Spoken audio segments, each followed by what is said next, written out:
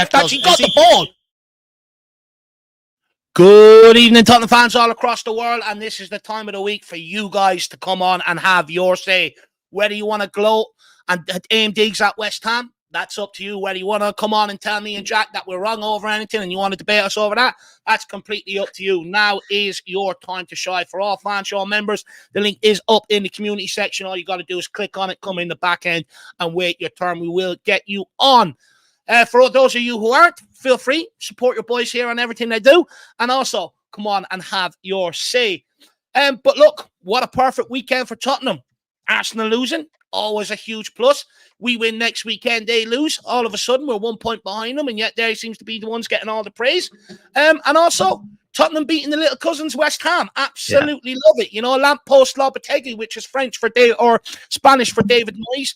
Ironically, they sacked their manager to try and play a brand of football that we have. They want to be like us so bad.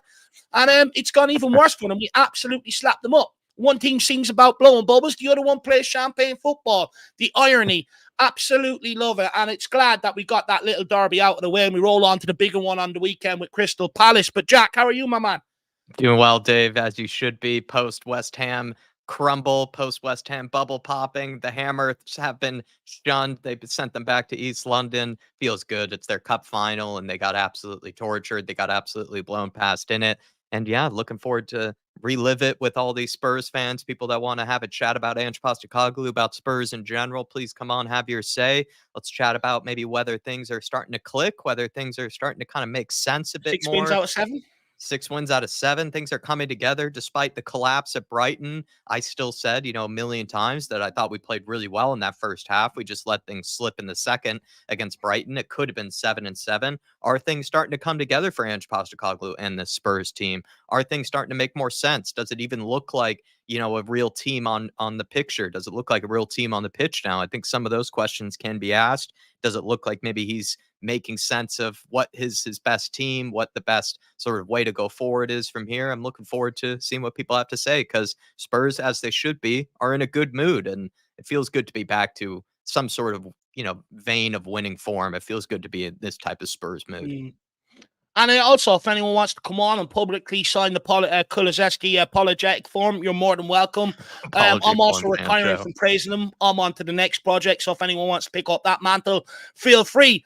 But also, we've got the little test on Thursday night of the minnows from the Dutch League, aka a more fashionable League of Ireland is what it really is. Troy Parrott coming back Thursday night to take on the mighty Tottenham Hotspur in Europe. Lily White's under the lights. Do you think Postecoglou should make changes for that game? Because I know the first Europa League game against more minnows, people were very hesitant about changes, but it now seems the confidence is absolutely brewing. The arrogance is starting to come back slowly, and now everyone's calling for changes. So it's an absolute good thing to see.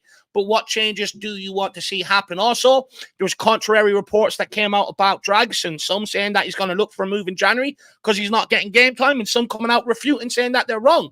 Let us know your thoughts on that. And lastly, is it Postecoglou's got a clue or Postecoglou no clue?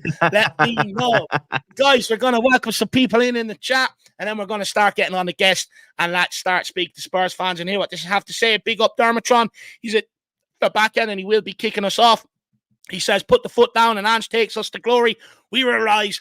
We are Tottenham Hotspur, the mighty Tottenham Hotspur to West Ham as well. I think you should start putting some respect on the name of Tottenham Hotspur. There's no more conversation to be had either, to be brutally honest with you. You're not really a rival to us, to be brutally honest with you. We when your game comes around, we just expect 3 points, done and dusted on the board. We move on to next week.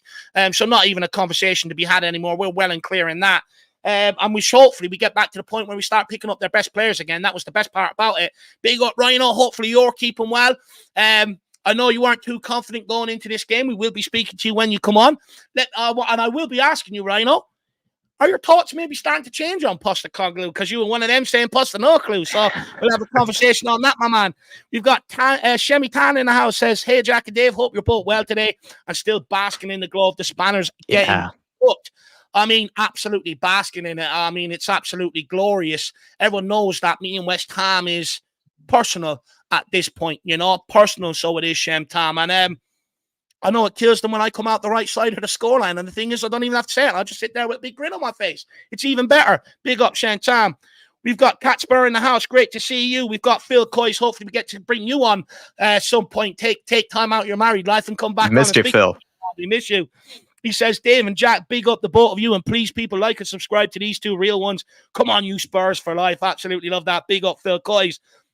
We have a regular gamer says, Tuesday greetings to everyone. Good to see you, my man. Thank you for following us across to Big Up at the weekend. And hopefully we see more of you around there. Big yourself up, sir. We also have Colin Cross. No Son DDA. Good evening in Welsh, boys. No Son DDA. Nice. Do you know what? I feel bad because the only trip I've ever made to Wales is to Holyhead, and then I'm getting the train straight out of there down to the UK. And that's the only trip I've ever made to Wales. But I do believe it's a lovely country, and I would like to do a weekend there. I want to get across to that theme park over there. I just need to lose a few more pounds so I save the embarrassment of waiting in the hour queue for the ride and then told them too fat and I have to get off. So, I need to lose pounds before I get there, my man. We've got Rick C. Did Spurs get charged for the Kudos incident? Look, yeah, they said out. To be honest, I didn't even bother reading it. I think it's a load of baloney. I mean, the guy trampled on Van de Ven about 4 times, then pushed Van de Ven in the face, knocked out Richarlison, and then, pushed Papa Matsar in the face. And we're the ones told that we need to control our players. So basically what they're saying to us is, you have to be bullies. You're not allowed to stand up for yourself, is basically what they're saying to us, which I think is an absolute load of codswallop. At the end of the day, they should extend Kudos' ban and set an example. It doesn't matter when you're 4-1 down. It doesn't matter if Ange Ball is making you want to tap out. Keep your head. And he couldn't do that. Honestly, I thought I was watching Monday Night Raw. I thought I was back playing Street Fighter with all that shit going on. It was absolutely madness. But to punish us for sticking up for ourselves, I mean, that's very distasteful and another reason why I hate the FA, Rick. But good to see you. We've got K32. Jack, just quickly, what's your thoughts on it? No, I think you put that perfectly right, Dave. I don't know how on earth Spurs are supposed to do anything differently. I guess we're just supposed to sit there and be punched in the face and then not react at all. I didn't even think we did react that much, to be honest. The only player that actually gave any real proper sort of kind of pushback was Brennan Johnson, and fair play to the kid for doing that, right? He actually stood up for the rest of his teammates and seeing what was happening. But Pop Matasar, I'm not sure what he's supposed to be doing other than, I guess, not be pushed in the face. Van de Ven the same. Like, I guess he's supposed to avoid getting kicked and getting, swiped at and pushed at. I'm just not even sure. The only thing that maybe was a bit of a crime was Richarlison flopping to the ground. Maybe that was the only thing. I missed that. But Dave, I knew I was missing something in my life. Richarlison's play acting. What on earth are we supposed to do differently at all in that situation? And I agree with Cantab in the chat. Kudos definitely won madman of the match. Yeah, I think that's definitely the way to put it there. I don't know, Dave. I'm not sure what we're supposed to be doing differently. And to be honest, am I that surprised? No, I'm not, because with the referees, it feels like there's never really the case that we end up, getting every single decision go our way. We never really seem to be that lucky when it comes to the decisions. There's always something that comes back to bite us, it feels like. I just feel like with us being charged by the FA for, misconduct and failing to control our players, I feel like they're promoting bullying, to be brutally honest with you, Rick C. I think it's disgusting. K32 says, hello, Dave and Jack. Hope you guys are well. We're all in great form after beating West Ham. A big win in every way for us and a harsh lesson to Matters. Look, very harsh lesson to Matters, but this is something I've been saying about Madison for a long time. If you're not willing to track back the other way, and especially in the way Postecoglou plays as a midfield tree, then unfortunately, when we need to make tactical changes, you're going to be the first one on the chopping block. There's a reason why he didn't pull off Kulusevski and he pulled off James Madison, because the Pope playing number 10. But Kulusevski is five years Madison's junior, and he's able to do the work going forward. And he's more devastating right now and track back. And don't get me wrong, I don't think Madison was taken off for his attacking performance. I thought he was good on the ball. I thought he was helping us going forward. But if you need to make that change to solidify us a bit defensively, which he did, he brought on Papa Matasar to allow Basuma and Sarr to double up with the fullbacks and eliminate Kudos and Jared Bourne-Stret, which meant then the threat was only one way, and that was from us. Madison's going to keep coming off unless he brings that part to his game. There's only one player at Tottenham Hotspur that I will forgive for not tracking back, because I think he's earned the right over the last few years. And I think with the older he's getting, I think it's something we're going to have to accept as we go along. his son. He's the only one that has that right at Tottenham Hotspur. Every other player has to chip in, unfortunately. That's the way I see it, K32. And we also have Eugene. Great to see you, my man. We've got DJ AK. Big up, Dave and Jack. Come on, you Spurs. What a great weekend that it was. Catspur also says, lads, I finally made it across the pond and got to see the hamsters get thrashed in person and got to meet Sandro, Graham Roberts, and Mickey Hazard. What a great win and a great day. Come on, you Spurs. Well, it sounds like you went into the VIP lounge, Catspur. Did you get the food and all that? That was on offer? Because I know when we done the tour of the stadium, there's a certain section where you get to actually sit down and have food, and the likes of Ledley King and the likes will come in and have a conversation with you and that. And you probably got the seats with the charge report. So, you're living lavish over there. But look, me and Jack were over there when we bet West Ham a few years ago under Conte. There's no better feeling, especially after the game when the whole place is just bellowing, West Ham get battered everywhere they go. It's absolutely brilliant. I know that you absolutely reveled in it. So big yourself up and hopefully you enjoyed yourself. Sandro, what a guy. I've never seen outside of like the Ledley Kings, the Graham Roberts and Mickey Hazard and that, someone who gives so much to the Spurs fans whenever he's over there. He has no problem meeting them, conversing with them and stuff like that. He's an absolute legend. I am jealous, though. I'd love to meet Ledley King. I'd absolutely love to. What an idol. Big up, Ed Sweating. Good to see you. Beautiful weekend. Big up, everyone. It's been a great weekend. All of a sudden, things are looking up again. But we've got to keep – the main thing is we can't rest on our laurels. Tottenham have to keep this run of form up. We've won absolutely nothing yet. We have to keep it going. Finn Rickwood says, big up, Dave and Jack and everyone in the chat. Great to see you, Finn. Scotty Hynam, great to see you as always, sir. How are you keeping, my man? We've got Binny guy. Southgate was right. Madison, decent, but not good enough.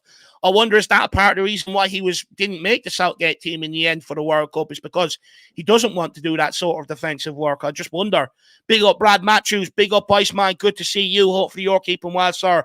DJ Samuel has gifted out 5 channel memberships, Jacko. Do you know what the lucky recipients are? Yes, thank you so much, DJ Samuel. Really appreciate your support. And by the way, DJ, if you are listening, I will be getting FIFA very soon. I promise you, and I will be able to get a game in with you. So hopefully you and I can enjoy each other on the FC25.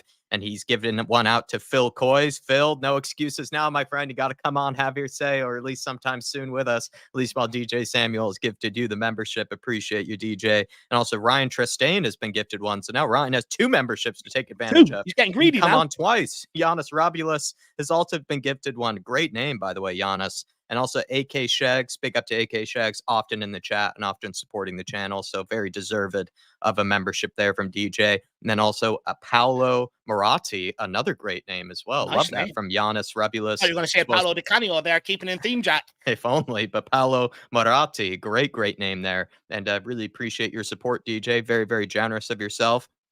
And hopefully you and I can get in a FIFA game sometime soon. Well, he's one to add to the pro clubs whenever Jack, the captain, decides to get it and add in. Put so big up to Samuel. Good to see you, sir, and hopefully you're keeping well, my man. We've also got 10 gifted out by Eddie Jack, the Eagle. Who's he gifted them out to? Very big generous. Up, Eddie. Appreciate it. Very generous, Edward. And he even said, to give back to us. But Edward, I mean, you've been doing a lot for us. You come on the big up streams. You've been there for a lot of these fan shows, kind of setting the tone. You're also a big defender of Ange Postecoglou, especially maybe when it was under a bit of pressure here and there. And you were very brave in your opinions. You've been a wonderful addition to this community, Edward. And so very, very, very generous of you. And you definitely did not need to, but we're really appreciative of it. Lee Smithy Smith has been gifted one. I often see Lee in the background. So big up to Lee. Very deserved of the membership. Lee B, member of the other Lee Army, has also been gifted a membership. Lee Army's getting strong. Getting strong. Jay Kill has been gifted one, like the name. Jaden Bates has been gifted one. Adam Smith has been gifted one, former footballer. The Norwegian Viking has been gifted one as well. Jake, Jessica, Bob Coys, Brecken, big up to Brecken as well. All gifted memberships by the lovely Edward. And he will be having his chat later. We'll be having a say with him. He joined us for the tactical breakdown, and now he's going to join us for the fan show, set the tone in the right way. And as we go on into AZ Alkmaar as well as Crystal Palace later on. But thank you, Edward. Really appreciate your support, man. And he's just a really, really generous guy, and he did not need to do that because he's been carrying us in recent streams, Edward has. So definitely very, very generous of him. Appreciate you, my man. Big up Eddie the Eagle. Hopefully you can get the rest of the Eagles in check at the weekend, my man. Absolute legend. We also have Paul Brown in the house. Great to see you, Mr. Brown. How are you keeping, sir? Hopefully you're keeping well. Foggy Phone, good to see you. Good evening, everyone. The young lads, hopefully looking forward to getting minutes on Thursday. Come on, you Spurs. And look, the longer we keep this run up, I think the more minutes that are going to become available for these guys. So hopefully we can keep that up, my man. Great to see you, Foggy Phone. We've got Levi Tucker in the house. What's up, everyone? Come on, you Spurs. Great to see you, Levi. Hopefully you're keeping well. Dr. Johnny in the house. Hopefully you're keeping well as well, sir. We've also got I Am Batman 69. Guys. Good to see you. We also have Cantab. Kudos was mad, man of the match. Absolutely spot on. THFC till I die. Charlton Athletic are massive. Then Tottenham.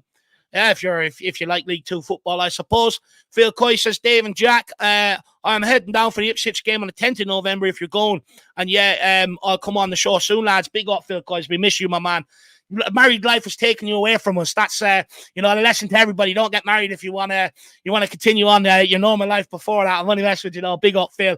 And it would be good to get you back on. I won't be there before the year's out. I will be there though at the end of the season when we play Crystal Palace at home. Myself and Jack will be traveling over. We'll promise each other we'll get down there nice and early for the game. So anyone that wants to come down and meet us, whether you're going to the game or not, and you want to come down and meet us, we'll perch yourself up somewhere. We'll let you guys know. It'd be great to meet everybody. A bit of a meet and greet. That'd be absolutely class. But big up, Phil Coy. Good to see you. Who else have we got here? We've got Shane. Ellen in the house. Richie needs some acting lessons. I think he should get a role in Hollywood after, to be quite frank. I think it was absolutely brilliant. Shithousery looking to try and get people booked. I absolutely love that side from Richarlison. I think it's the dark arts. I would call it one of the dark arts. It was hilarious because I just watched him. He run in straight into the back of Kudos and then went rolling around the ground. It was absolutely hilarious. But big up, Shane. Good to see you. Rain Man, as always, great to see you, sir. Hopefully you're keeping well, sir. Good to see you, my man. Make sure we're not missing anybody here, and then we will crack on and start getting the guests on. Chris Loney, as always, good to see you. I got Chris. We have DTF Swag. What a pronunciation by Dave, says the Troy Parrott Derby.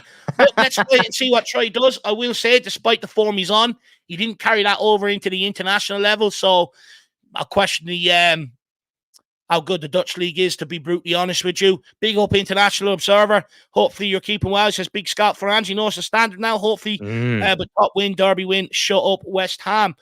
Look, 100%. And I think it was needed by Postecoglou. There's 3 London teams he hadn't beaten so far, and that's Chelsea. It was West Ham. Now that's off the books, and Arsenal. So he really did need that win. Absolutely spot on. And then we also have Eddie. He says, I got paid today, so I felt like giving back to you amazing guys.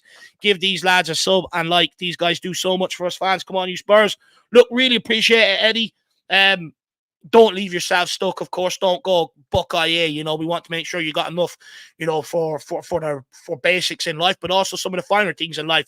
Treat yourself as well, Eddie. Don't be afraid. But really do appreciate the support and really appreciate the dig out where you can, my man. Absolute top lad, really do. And we'll be speaking to you very, very shortly. No doubt you'll want to come on and eulogize about Ange. So I think me and Jack will have to shut up and give Eddie his 10 minutes and he can list off the reasons to get behind Ange Postecoglou. Lessons from Edward. We're looking forward to it later. We're going to get the teaching panel from Edward later. But, who doesn't love payday? We're very appreciative that you even want to share it with us, Eddie. But like Dave said, save some for yourself. Make sure to get yourself a nice, maybe milkshake or something to celebrate the week. Takeaway after the Palace game, when we win. Or maybe, we'd like to talk about food a lot on this channel. If there's maybe, a certain food item that you've been saving up for. I think we had some crazy talk about some crazy Australian foods that you've been eating, over of late. We know Tyler, Big T in the house, likes a little bit of alligator and crocodile. Maybe you could get something crazy like that. Boba teas, who knows? But big up to Edward. Really appreciate, man. And save some for yourself as well, my man. You got very, very generous. And also, I think we had Alberto in the house as well saying, don't forget about me, lads. We definitely will, Alberto. Good to see you in there too, and appreciate your support for the channel, my friend. Always here as well. Thank you, Alberto. But yeah, big up Alberto, always here, and I really appreciate that, my man. And hopefully you're keeping well, sir. Good to see you. And we also have Davy Clark as well. Don't forget, you Spurs fans, Madison still has the most assists for Spurs in the Premier League games this season, 100%. And look, my problem, like I've said, isn't with him going forward, and I don't think he got took off for his performance going forward against West Ham, but when Postecoglou needs to make a tactical change because he doesn't work back as much as, say, others. He's always going to be the first one to be hauled off in that midfield, and it is something he needs to bring to his game. And I think Postecoglou realised that from the Brighton game, and that's exactly why he hauled him off, because with Kulusevski, not only is he as potent as Madison going forward now, but he also tracks back and works back defensively. And like I said, in this midfield tree, I think it's important that every player has that ability to do both sides of the game. And it's not a slight at Madison. I just think it's something that he needs to add to his game. And I think it's something that he needs to realise, because at Leicester, he was a big fish in a little pond. He probably didn't have to do as much tracking back, as much work, and it's sort of conserve your energy until you're in possession. But at Tottenham Hotspur, when you've got Son, he's the only one at Tottenham allowed to do that. James Madison has to earn the right. So until then, you got to do both sides of the game, Davy Clark. I'm not ripping him apart for going forward. I think he's been much more improved for sure. But I've always said this about Madison. Last season, I said it, is his work rate backwards. It's something that he needs to look at. But I'm pretty sure he'll get it, because the fact that if we would have went on and lost that game, Madison would be straight into the manager's door the next day. Why did you take me off? You got it wrong, this, that, and the other. But the fact that we went on to win 4-1, Postecoglou, if he goes in to have that conversation, all Postecoglou has to say is, look, you have to prove to me now, you have to work back. So now that he'll be told, hopefully he starts doing it. But big up, David Clark. Good to see you, sir. And then we also have Cottle Brown. Getting better in the fantasy draft, my man. Good to see you. That's a bit hard on Matters. Still a good player. Look, we can sit here and say it's harsh, but he got taken off for a reason. I didn't take him off. I wasn't the one that subbed him. Postecoglou was. And I think, we can sit here and say it's harsh, but you have to ask the question, why was he the one sacrificed? And that's why. That's why, in my opinion. I don't think it's harsh whatsoever, to be brutally honest with you. Like I said, I think the only one that has that right to sort of scrape out the defensive work is Son, A, because he's earned it, but B, because of his age. With Madison, I don't think he has that excuse at Tottenham Hotspur. And we could sit here and say it's harsh and deny it all we want, but it's going to keep happening, and it's going to be something that people are going to start talking about eventually. But look, it is what it is. We went on to win the game 4-1, and it worked. That's the main thing. And then we have David Clark back in and says, haven't watched Palace last night there. Wolf, well, Eze is shocking. He's going through. To be honest with you, I think Eze is just waiting to get out of there, to be brutally honest with you. I think he's lost the love and the desire for the game at Palace, and he's just waiting for his move. I think you're right. He is going through the motions. But guys, let's crack on. Let's get on to why we're here. Let's hear what the fans have to say. Like I said, if you do want to come on, you do have a fan show membership, click the link in the community section, get in the back end, and let us know you want to come on. But let's kick it off. The one and only Dermotron. How are you keeping, sir? Yeah, not too bad. Really happy with that win on Sunday. Absolutely over the moon with it. And look, and Ange was right to take Madison off at halftime. He was right. He may have assisted the first goal, but his reaction was when he came off, and I said at my own watch along, I said he's making changes. And he was right to. And was I harsh though? Was I? Does Cottle Brown have a point? That maybe I'm a bit harsh on Madison. No. Okay. He wasn't playing well and needs to come off if he thinks that he needs to change. And as DJ AK says, if people moan when he doesn't make changes, and when he does make a positive change, they're still minding them. So the damn man can't win. So, look, if Madison's not doing it, and I sort of agree with it, we were playing with 2 10s in that midfield, and we were getting overrun.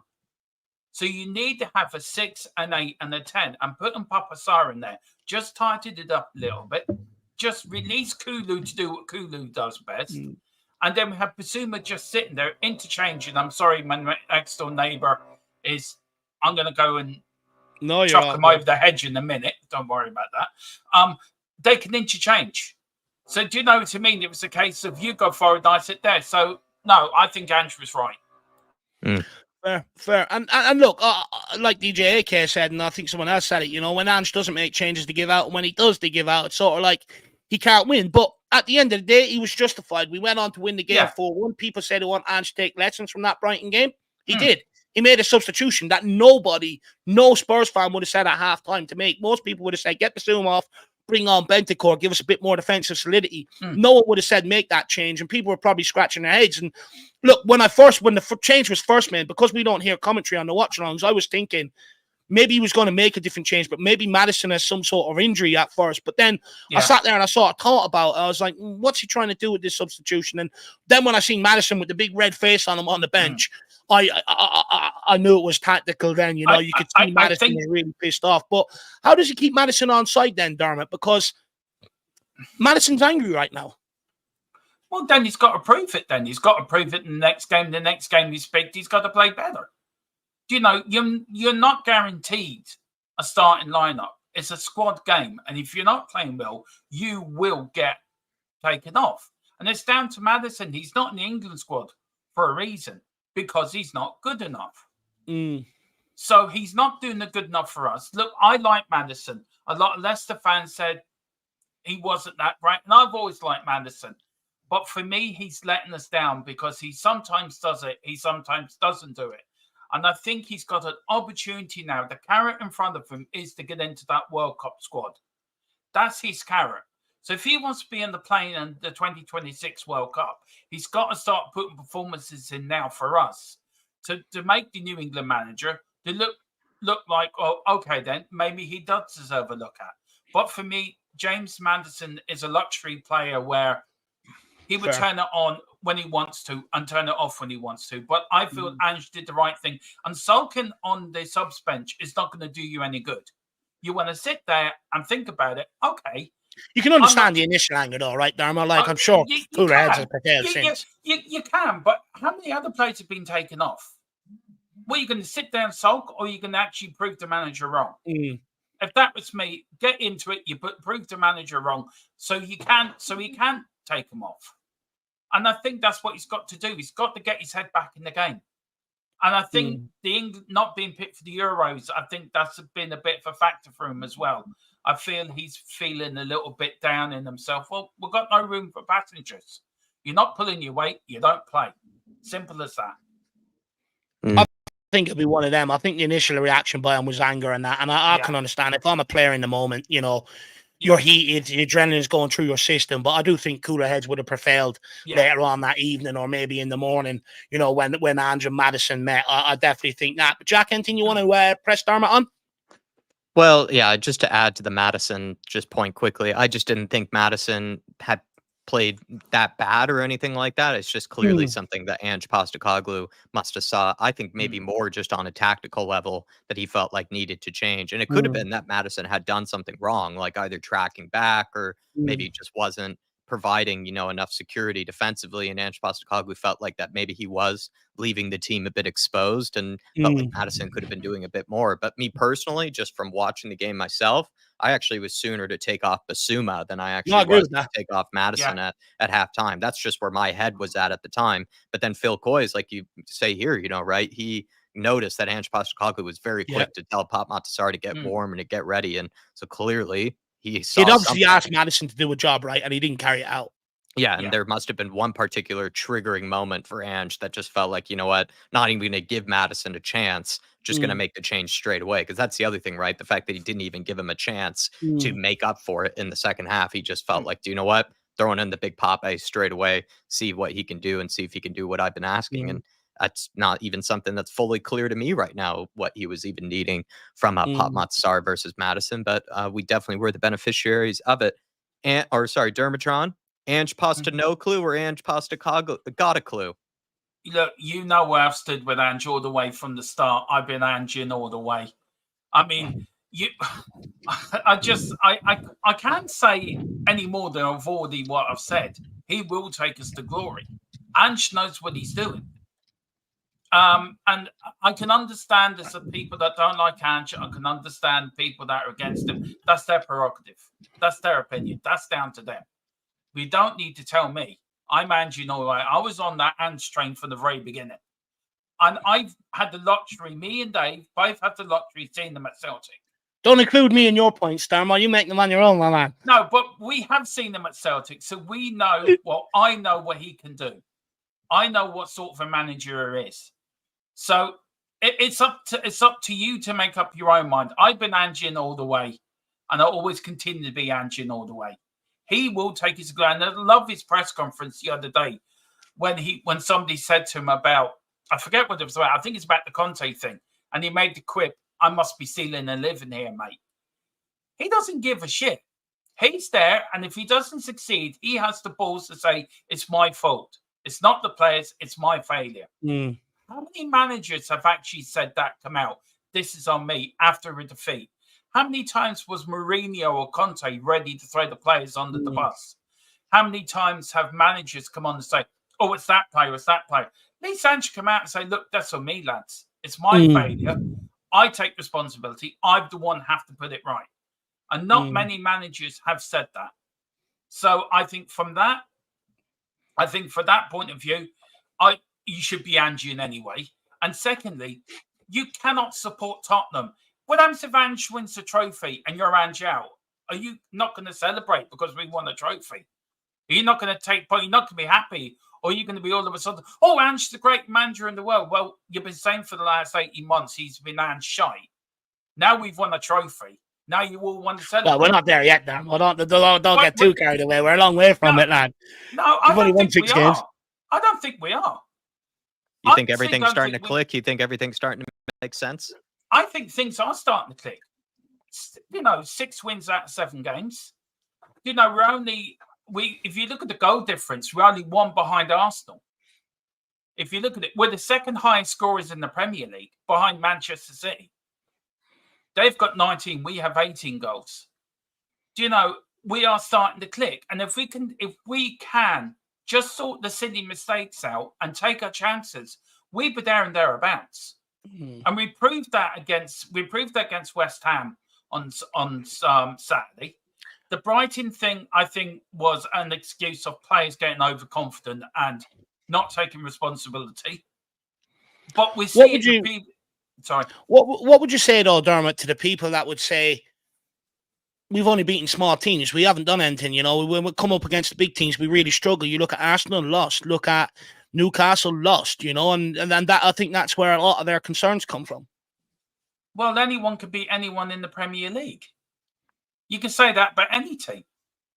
Bournemouth beat Arsenal the weekend. Doesn't mean Bournemouth, Bournemouth can look, Brentford.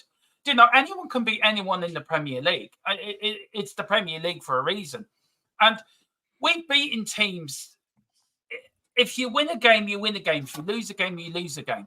You have no divine right to win every game. You don't have a divine right. And, you win your battles, and we will get there. And it's down to people, whatever they think is down to their opinion. I'm not here to make them think or what they think is down to themselves. I just say what I think, how I feel. And that's it. If you don't agree with me, you don't agree with me. Do you know what I mean?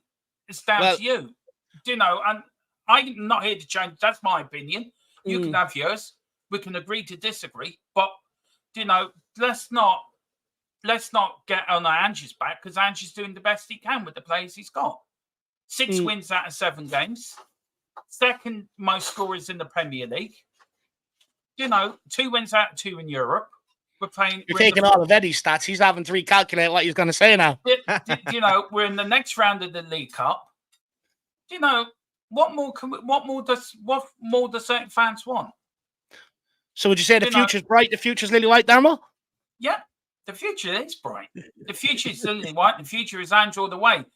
And look, if he doesn't agree with me, I'll probably put in his comment why, and we'll put it to you, Dermo. But what we'll do is I'll give you a fair chance to retort. But I want you to plug yourself while you're on a bit of a roll here, man. Yeah, look, if you can, we had a great show on Sunday. The other THFC till I die in the chat has nothing to do with me. He is a troll. He's been trolling me for a while. So what he says and what he I didn't even cop that, lad. Has nothing to do with me. Has nothing to do with my channel. So I just want to put that out there first. You want to come over for me be a bit delusional, because everybody else in my team's fucking sick at the moment. Tequila's not well. Colin's busy working. Tequila. Huh? Yeah, big up Tequila. Wish you well soon. Yeah, I'm really missing them. He keeps me level. So when he's not there, I'll go fully delusional. So big up to Tequila. Colin's busy. So come over to me. We reached 20. We're only 80 away from 2K. So we are getting there. But we've got pre-match, post-match, every which show which you can think of we cover over on our channel. And we bring the breaking news as and when we get it. And if you want to know anything first, my channel will break it first. We don't clickbait. We don't do anything like that. We just give out live facts and truth. That's all we do. So there you are, guys. Get over and subscribe to Dermo. Just quickly, I did promise you I'll give you quickly time to retort to future's bright, future's lily white. I love it that you think the future is bright and lily white, and he's disagreeing with you. He says, when we start beating the big teams, then I'll start to believe. I think Ange gets a couple of beast players, he will be successful. Do you know what? The second part I agree with. Actually, the second part I do agree with. But you got to beat what's in front of you. It's as simple as that. I know I've got a few fans in here that never agree with me. So hello to my little fan club. Hope you're all doing well. Enjoy your Monday evening or Tuesday evening. Do you know what I mean? But I agree with the second part, but I don't agree with the first part. And Fair yet enough. I've become a politician. You know, Fair what enough. do you know, Wayne? But look, everyone's entitled to their opinion. And look, I respect everyone's opinion too. And I think that's the most important thing. We should respect what we're saying to each other.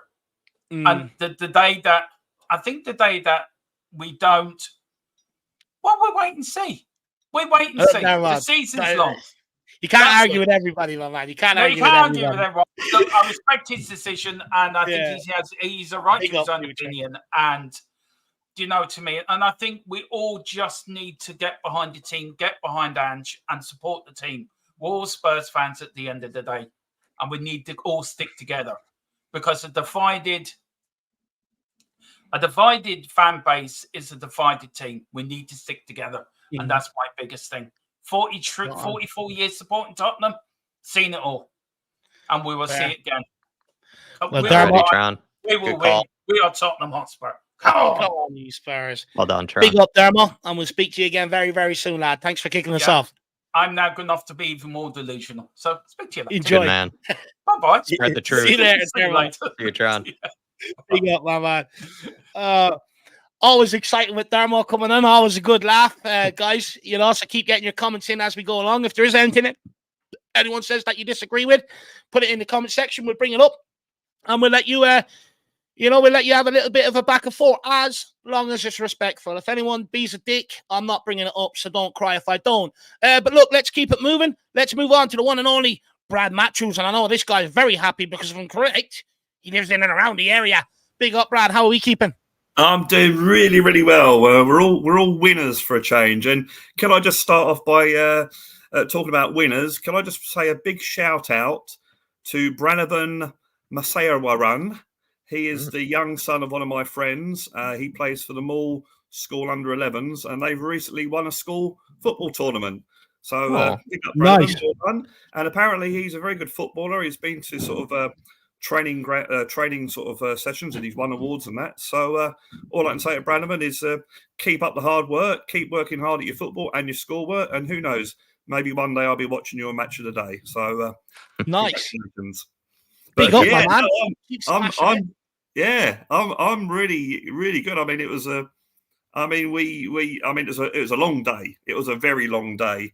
I mean, I was at the stadium at 10:30 in the morning for the 2:30 kickoff. And then it was, drinks. You must have left your house at like 7 a.m., did you? Drinks after the game. And then on the way home, I saw that Saliba had been sent off. And I walked into my local pub in Ealing. And I looked at the TV and it was like 2-0 with 10 minutes to go. Bournemouth winning. So it's like, result. But it was a good win. I'd just like to address the comment that we're not beating the big teams. We beat West Ham 4-1, and they are champions of Europe. I think you're giving them too much credit, though, Brad. They're not a big team. They're always singing that they're champions of Europe. That's what they keep telling us. So and they like to believe they're massive. They like to believe they're massive. West Ham. Exactly. So I think that, and if you look at the progression under Ange Postecoglou, last season Arsenal walloped us. Okay, we got a couple of goals back, but they walloped us. Newcastle, they walloped us. This season, I thought if we'd have got a draw against Arsenal, I don't think anyone in the football world would have complained. I thought we played well enough. And against Newcastle, I think we should have won that as well. We just couldn't score the goals when needed. So it's coming. And we just got to stick with it. We're only, 7 games in, and everyone's talking about, we're not beating the big teams. Well, we've played one so far. You know, I mean, we never used to win. I think that sort of carries over from the end of from last season as well, though, Brad. If you remember, I think we had a period of 5-6 games there where we played Chelsea, Liverpool, City, and a few others. We got smacked up. I do think it's a valid point. I do think that's it's definitely a valid point, and we do have to beat the bigger teams. But as I say, we're only 7 games in. You know, let's see how the season goes, and I'm sure we will start beating these bigger teams, because I think when we play our football, I think we are one of the better. We're one of the big teams when we play our football. I think, as I think I said to you guys last show, I think our defending has improved.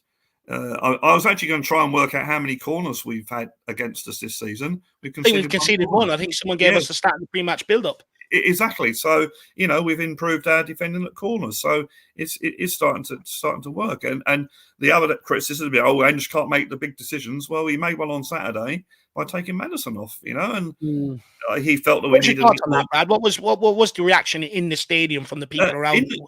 In the stadium, I think we all presumed he was injured.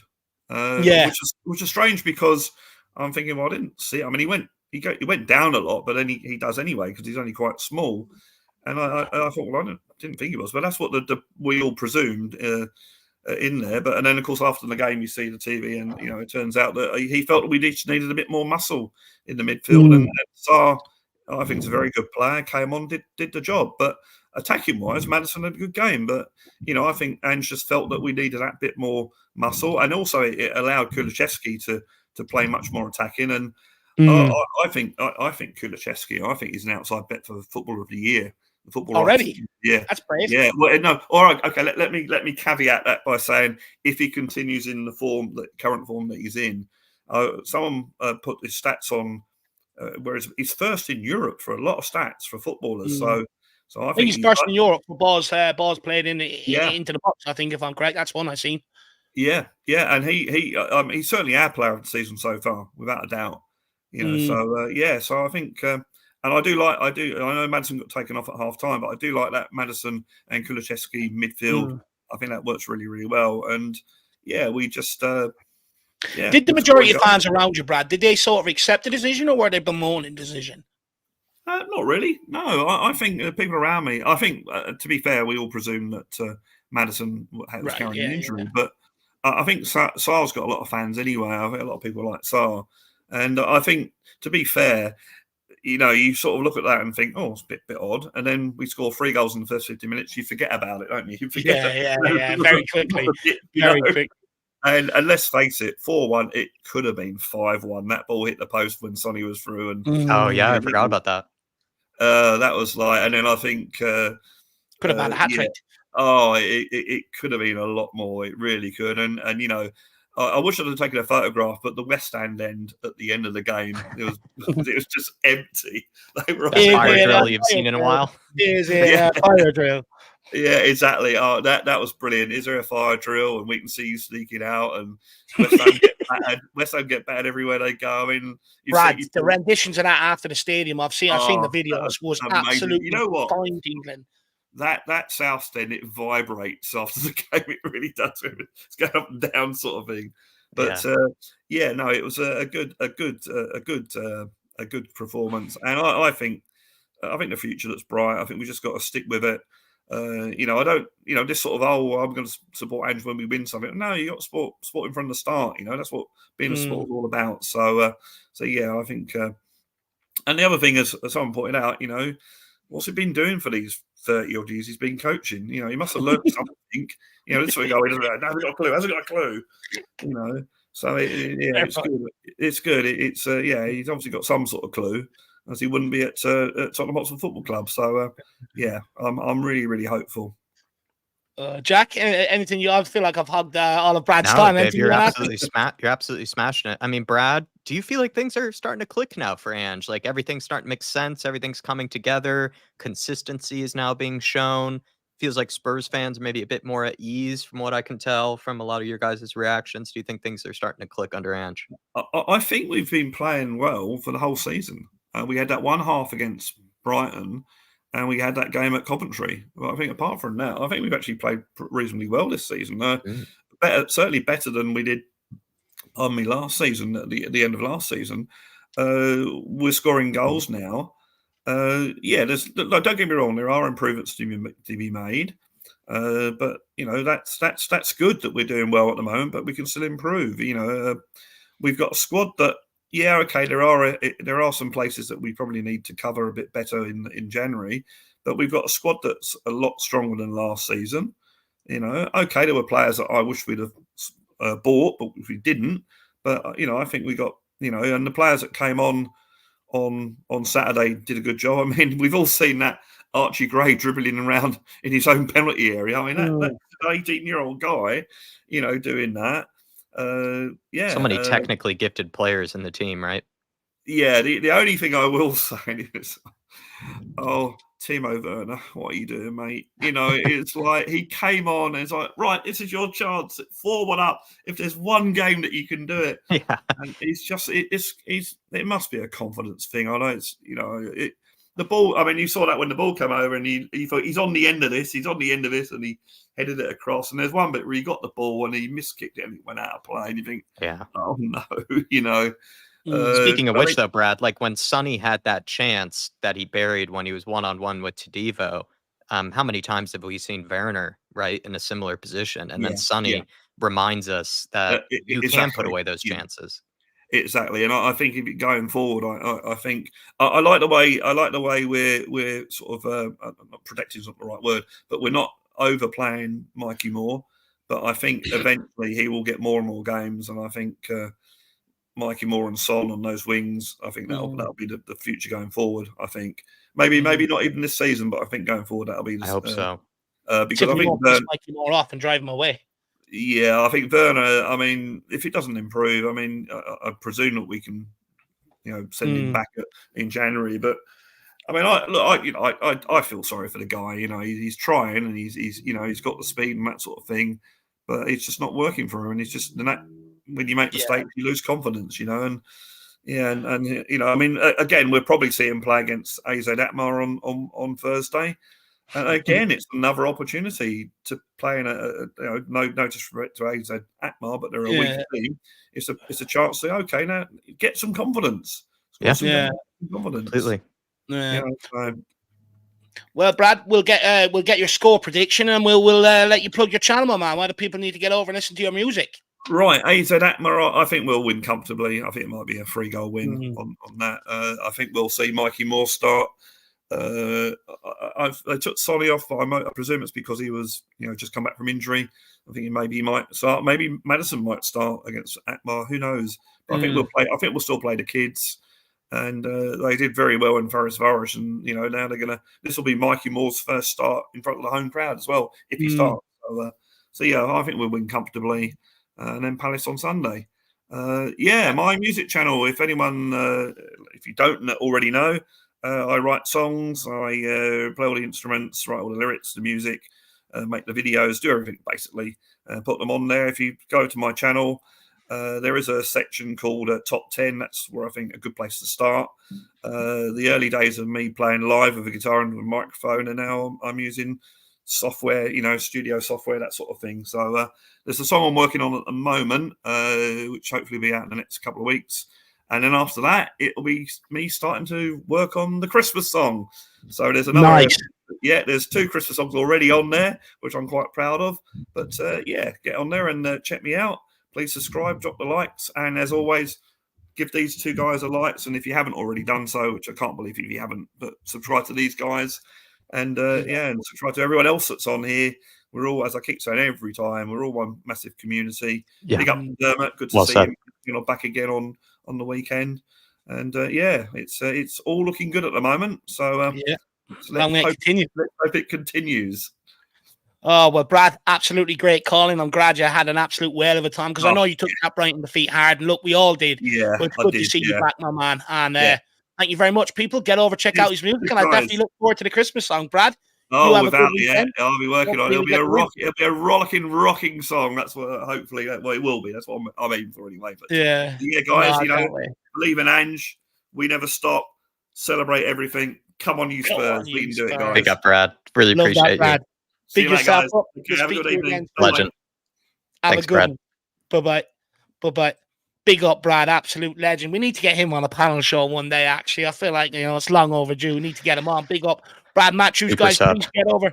Yeah, please get over and check out his channel. Make sure you hit the subscribe. We love to help Spurs fans out. Any Spurs fans that's trying to do their thing, we love to promote it. So make sure you get on it. We've got a super chat here from Johnny Lee. Says, come on, Sonny, let's go and grab a European trophy. Come on. I think for us, I don't know about you, John Lee, but I think we should.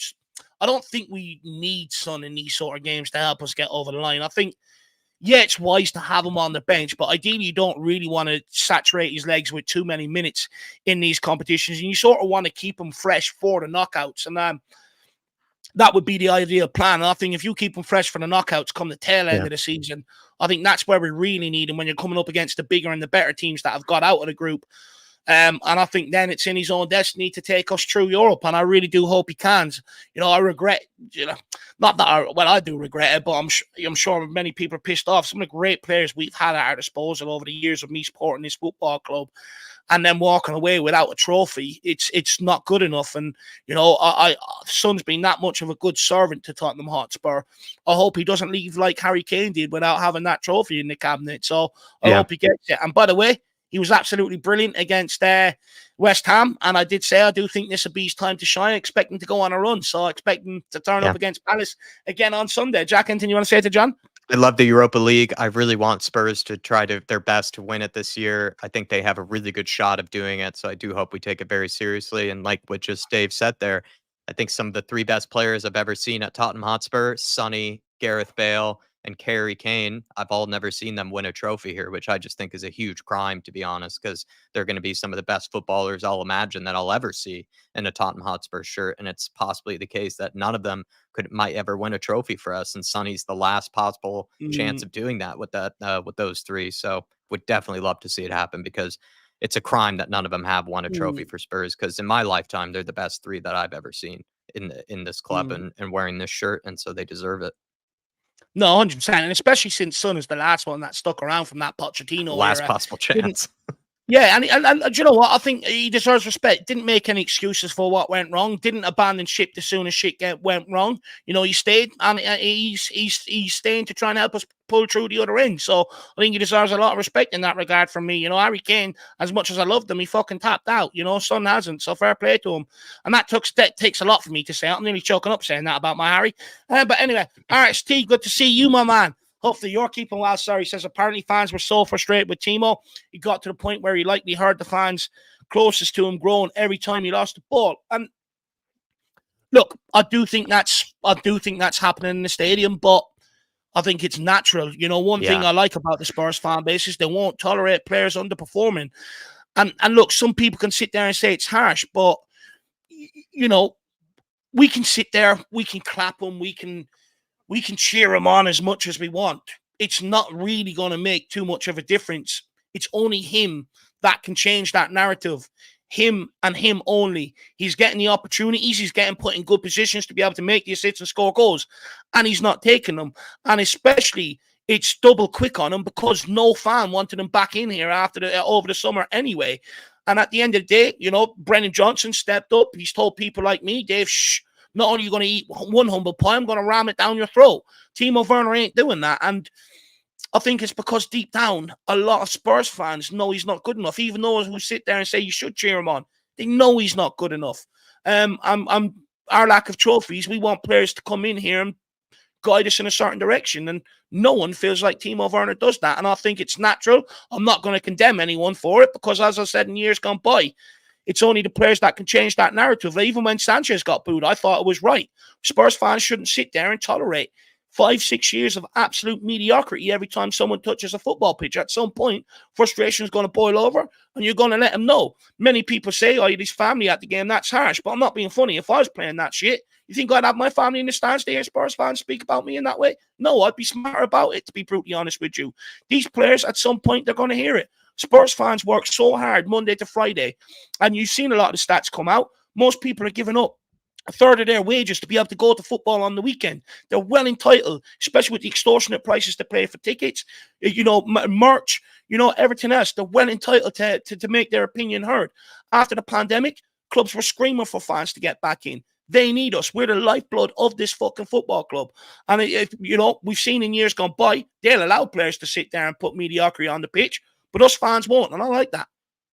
No, I've really agreed with a lot you had to say there. The only thing I can add to that is I don't really blame fans for having maybe, let's say, honest reactions to what Timo is doing wrong on the pitch. It's kind of like a guttural reaction. It's like a natural reaction. You just see someone miss a chance. You are going to groan. You see someone have a terrible touch that looks like it should be easy to have a good touch there. You are going to maybe roll your eyes. You are going to maybe just sigh, to the side. You are just going to show some sort of natural reaction of frustration. And at this point, Timo's been doing that on such a regular basis, doing very frustrating things, that I don't blame fans for probably anticipating getting ready to groan or getting ready to be disappointed. And I think that's just natural reactions. I don't even think it's really that deep or anything. I think that's just anybody who's watching what should be, what is supposed to be a professional footballer out on the pitch. They would expect that some of the things that he's doing wrong, he shouldn't be. And I think fans, if they're doing things like that wrong, they're going to be, naturally just giving groans and moans. And I don't really blame them. I think it's quite natural. And look, don't get me wrong. I do empathize with Timo Werner. What he's going through isn't easy. He keeps getting put out there, and even he knows he's going to miss the chances when they come his way. It's not easy. But at a football game, the thing is, at a stadium, when one person goes, oh, you don't hear it. But when everyone has the same reaction, that's when it's loud, and it's not intentional. It's just people's reactions at the end of the day, artists. But look, I get what you say. I do, like I said, I empathize with the guy, but unfortunately, I do think fans have that right, especially when you're charging them more and more money. Expect them to have more and more of a say. Yeah. But big up, Artist T. Good to see you, my man, and hopefully you're keeping well, sir. But look, let's keep this moving. Oh, we've got Solar in here praising Papa Matasar. What a performance, by the way. Absolutely love that from our star boy. Phil P, Kudos Defense League. Look, I've retired. I was on that for 6 months, Phil P. I've retired. I'm on to the next guy now that needs my love. So that's where I'm at with that one. Phil P, good to see you, sir. And then we've got Artist T following up. Yes, I have nothing against them, but players like him will cost us trophies this season. I think we'll step up in one of our tournaments, like the Europa. Look, I completely agree. I don't think he solves a problem. We brought him in last season, and it was sort of fans justified it to a large degree. Oh, when Son's gone to the Asian Cup, it'll help us there. But in reality, he played some of them big games against Newcastle heading into that difficult run with Arsenal, Chelsea, Man City all off the back of it. He had massive chances to go and take all 3 points, which gives you the momentum going into them games. He ballooned every single one of them. He sent he sent the shots back to London. It's not good enough from Timo Werner. I agree with you. I do think somewhere along the line, we're going to have an injury to someone. He's going to have to play, and I do think he's going to cost us. I've made that very clear when we signed him. I have a huge problem with the deal when we brought him in, RST. And he also says, Jack, I want to add, I do think we'll win a trophy this season, but I do think we'll get knocked out in either the Europa or the FA Cup. Look, I think he's right, though, Jack. We're not going to win any trophy, right? We're not that deluded. We know that, but we just want one. I think we really want to push hard for one. To say that a trophy should be guaranteed, I think, is always a bit naive. I think even if you are the best of teams in the competition, things can sometimes go against you. You might not show up on the big day, and that's just down to just how football can be sometimes. Even the best of teams that are the heavy favorites don't always end up winning it, right? And that can be for a multitude of reasons. Spurs, for me, though, I do feel like we need to at least go really deep into one of those competitions. I'd like to see us make a final, basically. I think that's was kind of my expectation or maybe one of my standards for this season. I think Spurs should be able to push for a final of some sort. Whether you get to that final or not, and what you do in that final, I think is a different question, because things can really take a turn or things can just not go according to plan. But I think Spurs should be able to muster getting into some type of deep stage of a tournament. And for me, it's the Europa League. The FA Cup, I'm actually not even holding that much hope for. I just think things can often not go your way, or you might get matched up against a really good team, which we have in the case of Manchester City. So for me, it's the Europa League. That's the one I think is most achievable. Do you know what? I don't even have a preference. I just want to lift the trophy, because you know what? That 2008 trophy we won, I remember the build up to the day. I remember where I was. I remember what happened during the game, what happened after the game. And it's just one of them things in your life that you'll just never forget. There's been so many games I've watched since. Some you forget, some you remember. But one thing you'll never, ever forget is the cup day, the cup final day, especially when you win it. So, You know, I just want that feeling again, Artist T, to be brutally honest with you. Big up, my man. I really appreciate the support, brother, and the conversation. We've got this from Tyler and Big Pelly in the chat as well. She says, Timo Werner's just not good enough. Spot on, Dave. And Jack, he is to finishing what Katie Price is to singing. Anyone knows who Katie Price is, they'll definitely get that for sure. And then Tyler says, member for 23 months. Good to see you survived the storm, Big T. I think you sent the tail of it, end of it over to Ireland. We had really bad winds here for a few days and that. But he says, legends, thanks for all the great videos and streams. Come on, you Spurs. Hopefully a trophy on the way soon. Exactly, Tyler. We do. Look, what I would say is when we make changes, I am nowhere near as worried. Like when we used to make changes, I used to sit there before the game. I'm like, I'm just not getting pumped. We're going to lose this game. And everyone's, Dave, you're negative. You need to get behind the boys. And we'd end up losing. I was right. But now when we make changes, it doesn't bother me. I actually advocate for changes now because it's sort of like I trust the players stepping in, to be brutally honest, whereas in years gone by, I didn't. And I think once you start getting to that point, that's when you start getting closer to trophies. You have to have a squad to be able to win trophies, and you have to be able to rely on your squad to be able to win trophies. Anyone that listens to any of the guys from the class of 92 or 91 from Man United, they all say it was all well and good us doing the jobs in the bigger games. But what people don't talk about is the rest of the squad that came in on rotation basis and kept that winning feeling, kept that momentum going. So it's very, very important, and even more important in modern day, considering they're playing nearly 100 games a fucking season right now. So big up, Tyler. Really appreciate the support and good to see you still with us, my man. Absolute legend. 2 years as well. That's absolutely madness. By the way, when are you going to come on and speak to us again there, Tyler? I really do hope so. And he also says, Dane Scarlett just scored again. It's finally happened for the kids. Hopefully. Let's wait and see, my man. Let's wait and see. Don't want to get too carried away because he's still got Will Lancashire to fight with, Aleo Feliz and stuff like that. But let's wait and see, my man. Delighted from though. Then Mbappe. Absolutely love that. Big up, Tyler. But guys, we are going to keep it moving. But I will say this, the link has been up there for just over an hour now. I'm going to leave it up there for the next call. Give plenty of people to register their interest if they do want to come on. After that, we will be taking it out. And then we'll get through whatever guests we have left in the background. So 10 more minutes to be up there, and then we will be taking it down. But let's keep going. Let's bring on the next guest, Eddie the Eagle. Let's hear what you have to say. Eddie, how are you, sir? I'm great, Dave. I'm great. Good week. Can't wait to the game on Friday for me, Thursday for you, and hopefully we can go win that. Get 3 more points towards the tally and 1 step closer to a trophy. Yeah. You nervous about this game? Oh, sorry, Jack. Go on. No, I was just going to make a joke that in Edward's case, the weekend was maybe finished off in the right way in the West Ham game, and then hopefully you start off your next weekend in the proper way against AZ Alkmaar, since you are a bit ahead of us on the time zones. But yes, Edward, terrific weekend. And my question to everyone has been, do you feel like things are starting to click now under Ange Postecoglou? I know you've been a big fan of his, a big defender of his, but are you starting to see the signs of things coming together, things making sense? Maybe people starting to get on board now. Yeah, it's definitely coming together. You see a lot of the players are actually doing what he wants. Go check out the video with when we break down the tactics, guys, because it actually did show what we were talking about. A lot of the players are doing what he wants, and actually hunting as a pack, hunting that ball down, and actually coordinating when it comes to the press, which is something we've been missing the last couple of games. And the last season, we didn't do that a lot. But now we've got all of basically Ange's players and all of the players that he wants in this team. They're actually doing the first the first game we ever played under Ange was the first and probably the only time I ever saw this happen, when we actually hunted as a pack and actually went after the ball and pressed well. I never saw it that much last season, which was quite sad, actually, because that's not how Ange's system works. He needs everyone to press and everyone to press as a pack to go after that ball all together. Everything is clicking. We see throughout the season so far, we haven't had that many bad games. Coventry is probably the worst game we have had. Still end up winning, and probably it was the turning point, though, right? Sometimes games like that happen. You just need to, when you're low on confidence, you just need to find a way to get it done. And then all of a sudden it lifts that pressure, that burden on you. Yeah, it definitely is. It was one of those turning points in the game and in the season. And hopefully that carries on more. The second half, I was really disappointed because we started so well that game. And I was really sad to watch it because I watched it.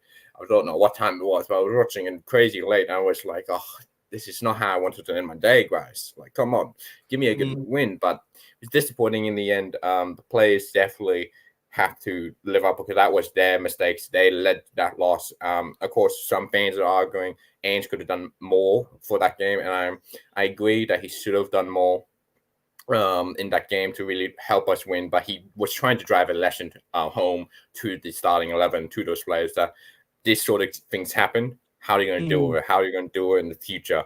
And you saw last game, he actually did make changes at halftime. A lot of people were complaining, "Oh, where are these early changes? Where are these early changes?" He made a lot of early changes last season, but this season, because he hasn't made that many, people have been like, "Oh, where are those changes?" People have short-term memory. He did a lot last season, and this season, they brought Sarr on for Madison. It was right calling it because Sarr added something to that midfield. I want to say Madison was poor, or really was deserving of being taken off, but Ange saw from the touchline immediately and was like, I need some legs in there. And Madison isn't the sort of player to go back and try and track back. He needs to come off. I need to sacrifice him, put Pop Masal, and get some more legs and turn out the right. And I'll just give some stats. Just quickly, before you get into your facts, I think Dermot might have stole half of them, so I'm sure you went and got more. But that 2 number 10s, you know, Postecoglou can't keep making changes at halftime. And I do agree with you. He made a lot of changes last year. Doesn't get spoke about. But did anyone really expect some of the players coming off the bench last year to really have that impact? I don't think so. I think it was just pick a player, see if it works. But this season, you know, he made a change at West Ham and it worked. But does Postecoglou now need to realize what games he can play 2 number 10s in and what game he can't? Because I do think going into the bigger games, you know, against the likes of your Cities and that, are we going to get away with having 2 number 10s in there? And he can't keep making them sort of substitutions at halftime. Well, the sort of thing when it comes to Man City, their midfield, even though it's a really good midfield they have, the midfield get overrun very quickly, and you can basically run through that midfield quite quickly. We saw that last season at the Etihad. We overran Man City's midfield, which allowed us to get back into that game. And I think Ange might go. I think the starting 11 will still stay the starting 11. He might chop and change Bentancur Basuma depending on the game, but I don't feel like Sarr will come into the mix until he really proves that he can be that sort of more attacking threat. It will still say Madison and Kulu as the 2 attacking 10s. He'll make changes here and there throughout the game. Hopefully, if he needs those legs in there, bring Papa Sarr on. Or bring Bargra on, if we need more sort of set pieces. Bargra's incredible set pieces this season. Has put foot long from set pieces, and hopefully we'll see more of him throughout the season. But yeah, I'll just get on to one fact quickly. I only had time to find this one fact, stats, because bloody Dermo stole all my stats. Come on, Dermo, don't do that to me. So for this season, we have conceded, where is it? 58 corners, and only one of them had been a goal, and that was against the best set pieces takers in the whole league. We conceded 6 against them. They scored 1. That's 1 and 6 against Arsenal, and against the West, they haven't scored a single one. And some of those teams are really good set piece teams, mind you. Everton is a good set piece team. Brentford's a great set piece team. Brighton's also another underrated set piece team. Newcastle has big fellows in there they can use for set pieces, and we haven't really been conceded. People are saying, "Oh, leaky defense." We won better than Arsenal, guys. One worse than Arsenal, guys. Calm down. One goal in each game, apart from Newcastle. When Newcastle and Brighton would be scored when they scored 2 and 3. We've been really good this season when it comes to our defense. Definitely major improvers, and you saw in the tactical breakdown. I was talking about what tweaks Ange has made to that sort of inverted fullbacks we have. We have Papa Matasar dropping into what Udogi should be as if he was a wing back, defending that sort of position when filling in. So on the counter, we don't get overrun on the wings. And you saw Paul not actually running into the box before we actually are in attacking sort of dangerous area. He made the run late to give that sort of extra support. And he kept his position so we wouldn't get overrun. So Ange has made tweaks. He's not as stubborn as people made. We really are tweaking the system. It's minor tweaks. People need to start paying attention a bit more to those sort of tweaks because Ange has been managing for a long time. He knows how his system. He knows how to work it. He He's been in many different leagues, gets many different players of all different orientation, all different play styles. He's known how to beat these teams and these players. Of course, you're getting the best at them in the league, but Ange will adapt, and he has adapted. He's I wouldn't say a world-class coach, but he's a great coach. He is a coach who will lead us to victory and lead us to glory in this. Is he world-class though, coach? Because I think you can make the argument he is. When you look at his move to Celtic, he didn't bring any backroom staff with him. Still managed to implement his style and his philosophy, and he's come to Tottenham and he's done the same. And he didn't bring anybody with him either. He's sort of a man that rides solo, and he still manages to implement it everywhere he goes. I didn't want to say he was a world-class coach because I'm Australian. I'm not saying either. I'm just asking the question. I think if I said he was world-class, Dave wants to push you there. He is a coach that I could see some people making the argument he's a world-class coach, because he goes into these sort of not stable environments and make them stable, make them winning environments. Who goes to Celtic.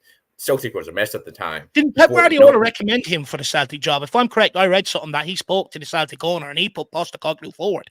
I think he did. I think there was something along Pep. He was part of the City group out in Japan at the time, wasn't he? Yeah, because Pep. I don't know how Pep knew about Ange. Truthfully, maybe he knew about him. He's a part of the City group. Yoko Hama Marinos is a part of the City group. That's how he knew about him. Okay, that's and they played each other in a friendly. I met him. And yeah, it wouldn't shock me if he did do that. That's amazing. I saw that, but I didn't know if it's true enough. That's pretty good.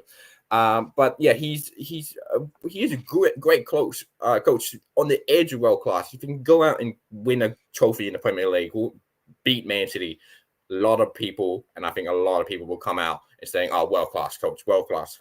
Some people are just saying, "Oh, he's a good coach." But if we go and beat Man City and win the league, I think he will get that title as world-class coach. And I think he is deserving of where he came, because a lot of people don't know he started at the very, very bottom. Yep. He started coaching coaching a hometown team, then went to youth team, then he went to Brisbane Roar, then he went to Australia, then took a step down and realistically to go to Japan, then to Japan, to Celtic, then to here.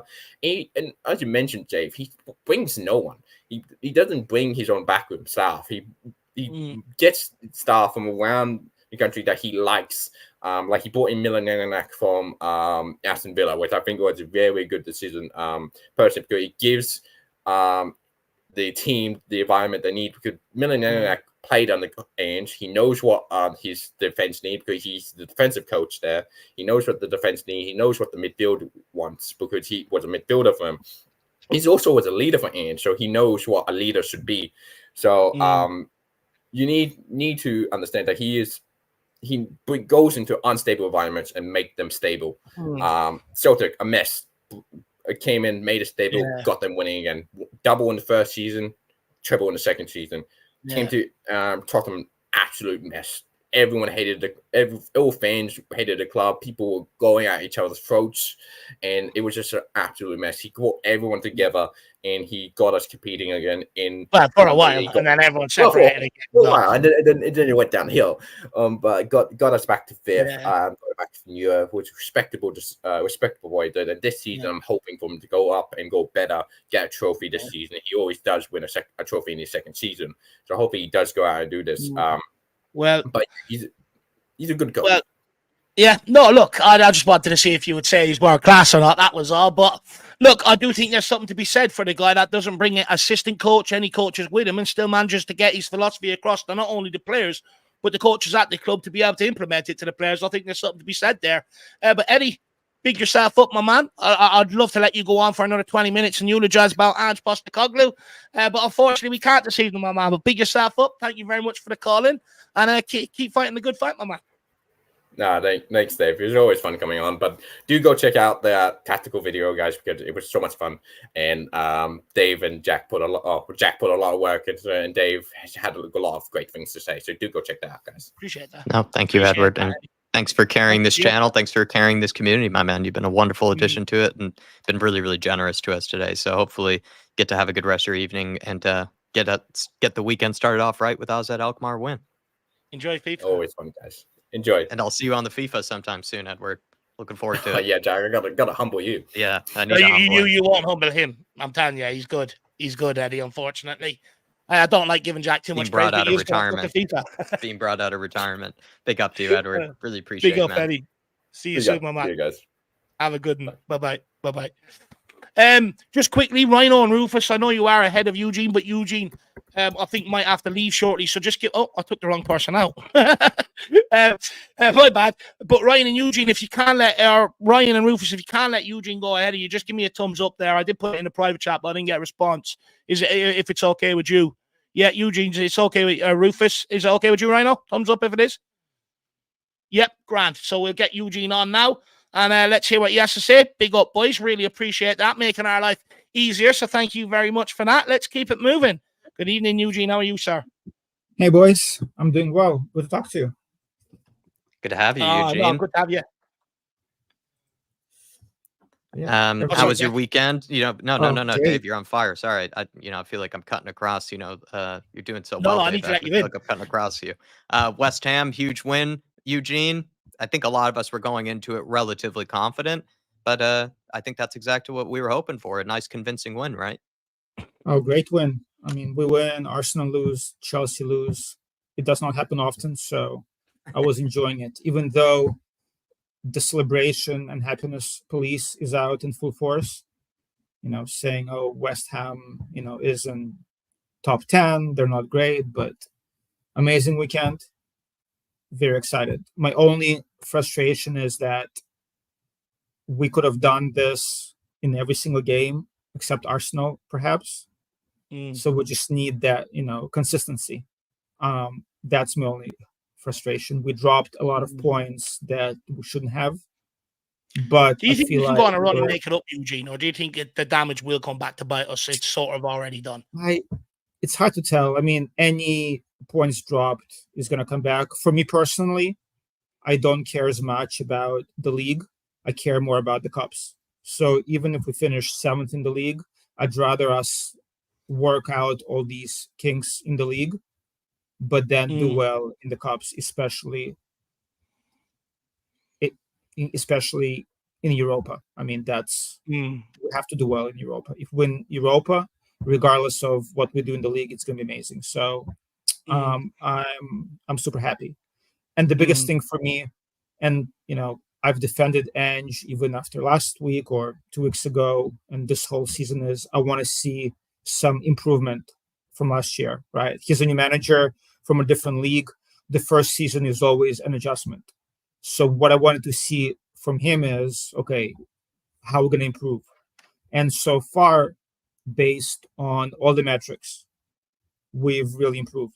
Again, people can say we haven't played all the top teams yet. That's fine. But, the way we're not conceding on set pieces, we're not giving up a lot of chances. I believe we still haven't given up a goal on a counter to that position, which is a crazy stat. Like all the things that we struggled with last season, I see some improvement. So for me, that's all I want to see. No, look, I'll come back to you now in a second. Ask sort of what improvements you do think we have made this season. But let's answer David W. here. He says, why do you think Ange switched Madison for Sarah and not Bentancur at halftime? Sorry, is that a question for me or for Jack? Yeah. Okay. Well, Madison doesn't give us legs, and I think it's twofold. I think Ange wanted to make a point to Bentancur, given his performance in the second half during the last game. I think that's one, and also, I think that's huge. So, and he wanted to give Sarr a chance, and I feel like Sarr and Bissouma together, they've been playing well, even going back to last year. I think that's a good combination. For some reason, they have a good chemistry, and they play well together. And with Madison, I'm so down on him. When we signed him, I was super excited, but now I would be happy if we sold him. And the reason is, wow, personally, that bit harsh, Eugene. Like he has improved going forward this year. I get the defensive side and the frustration, but some people would say, Dave, you have to ask Eugene the question: is that harsh? Is that very drastic? It could be harsh, and I don't doubt his skills. on his day, he's a great player. For me personally, I value character more than skills in some players. And I feel like his character isn't there, right? As you saw with Brighton and other games. And given that he's a vice captain, the way he does not perform when we need him to, when the chips are down, he doesn't get stuck in. And the way he pouted against West Ham when he was subbed off, we scored 3 goals and he sits there on the bench pouting. As a vice captain, to me, that's unacceptable. I've always said he's a luxury player. Leicester fans also said the same thing. When things are great, when things are going well, he's going to do great. Great passing, he's going to put up numbers. When things are going badly and you need somebody to say, hey, guys, I'm going to take responsibility and I'm going to get stuck in and I'm going to make sure our heads don't drop, he's nowhere to be found. So again, I'm not questioning his skills. I'm questioning his character. If he is an option of the bench, sure.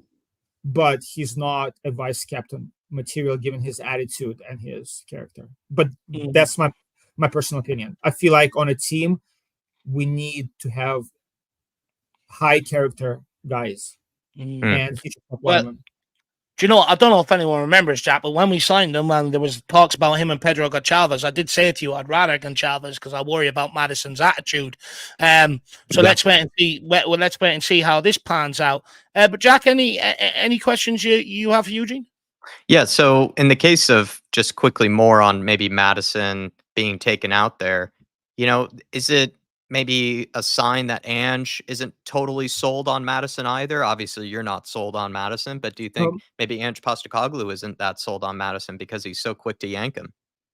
I think, or at least I'm hoping that Ange learned from the Brighton game and he's willing to make proactive adjustments, not reactive. He saw that we were being overrun a bit in the midfield and he needed Sarr to shore up the midfield, to help out on defense and give us some legs. And, Kulu is playing great at the 10, and him and Madison, we were too offensive.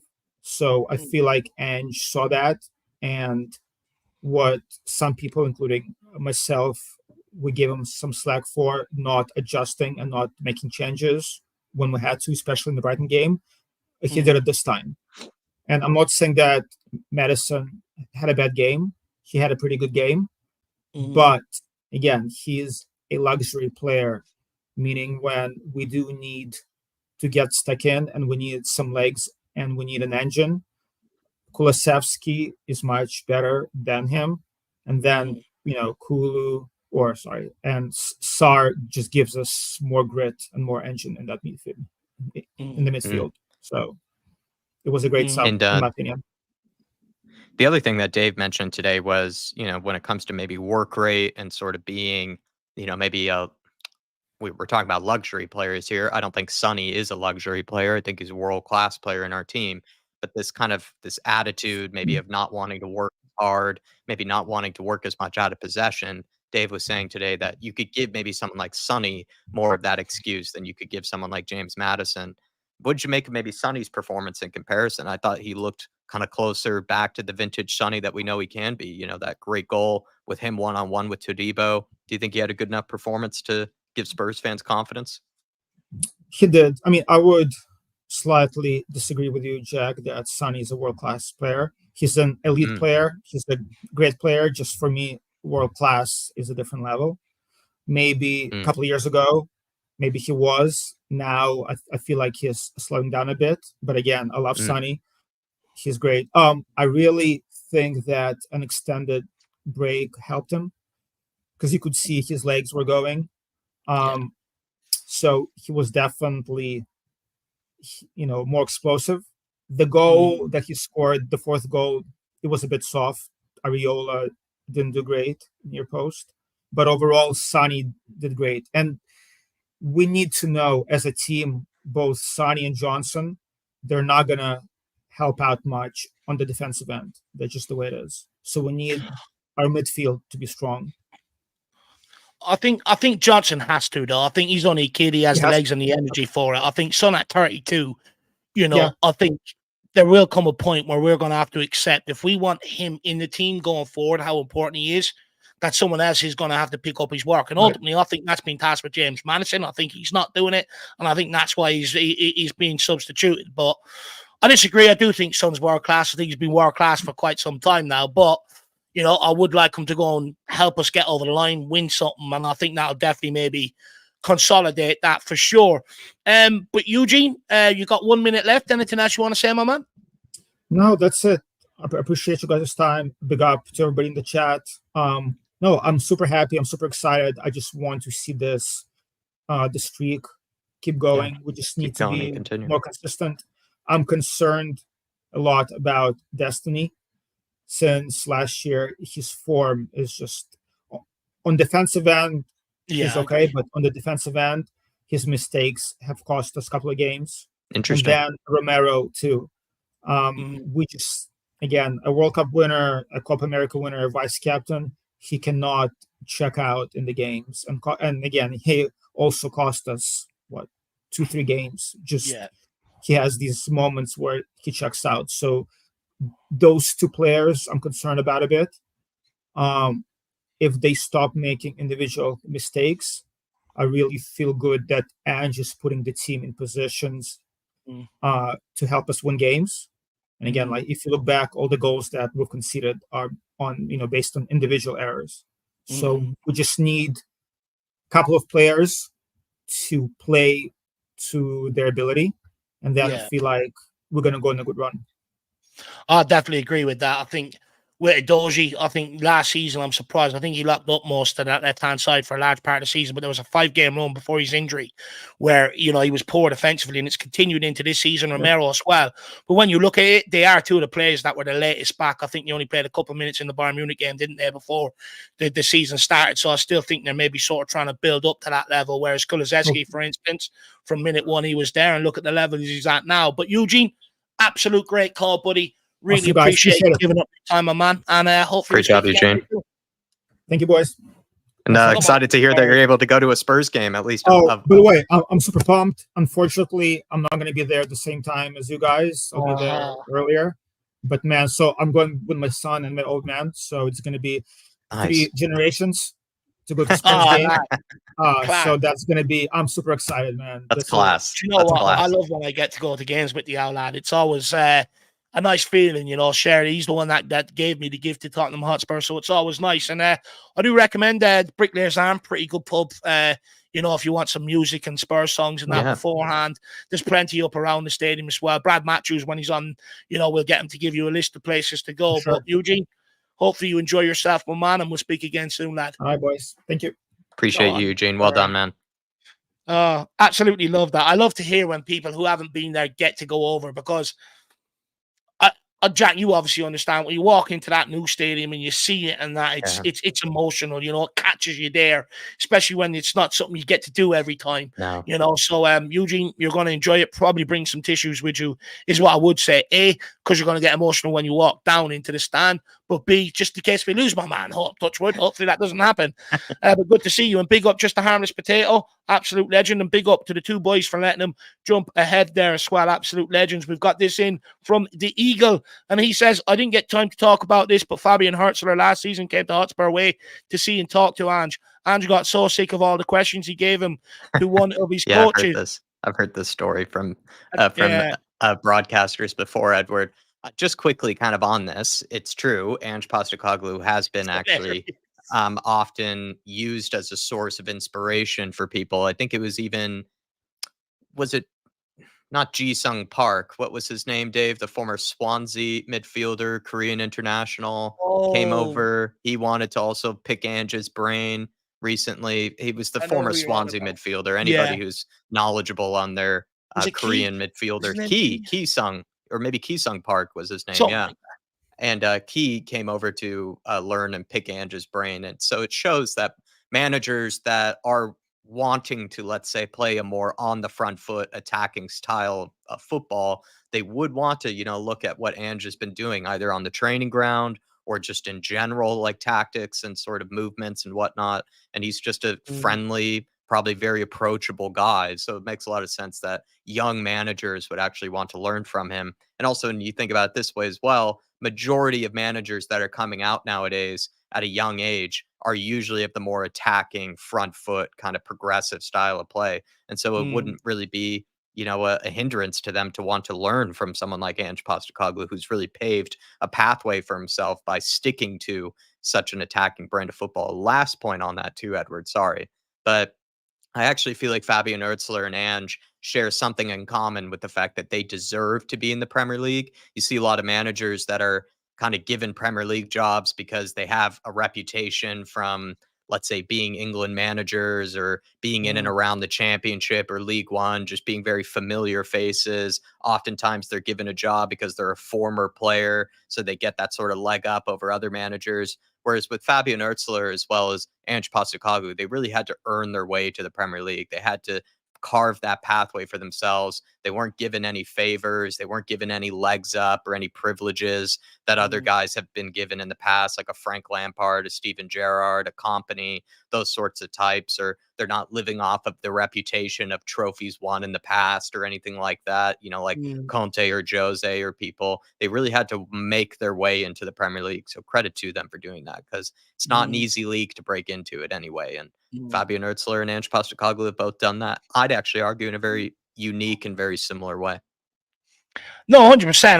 That's an absolute mad story. I do expect Fabian Ertzler to be that sort of annoying kid, but you know, I think a lot of people look at the Postecoglou football. You see a lot of managers now that are coming off the block out of the FA courses. They all want to play this on the front foot attack and sort of progressive style of football. And I do think Ange will be an inspiration to a lot of them in that regard, because one thing you can't deny is that his football does dominate a lot of games. It's just whether you take the chances that it sort of provides and opens up for you. And I've no doubt you'll see a lot more coaches, especially if he becomes successful at Tottenham, go to him and look to learn.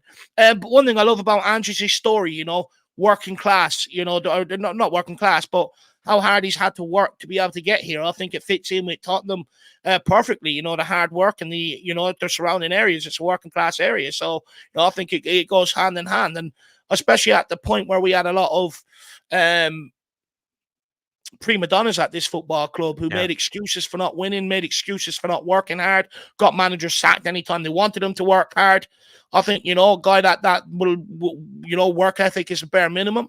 I think we needed that, to be brutally honest with you. And I think what you're starting to see is more and more players sort of buy into that, because with it, the rewards are coming.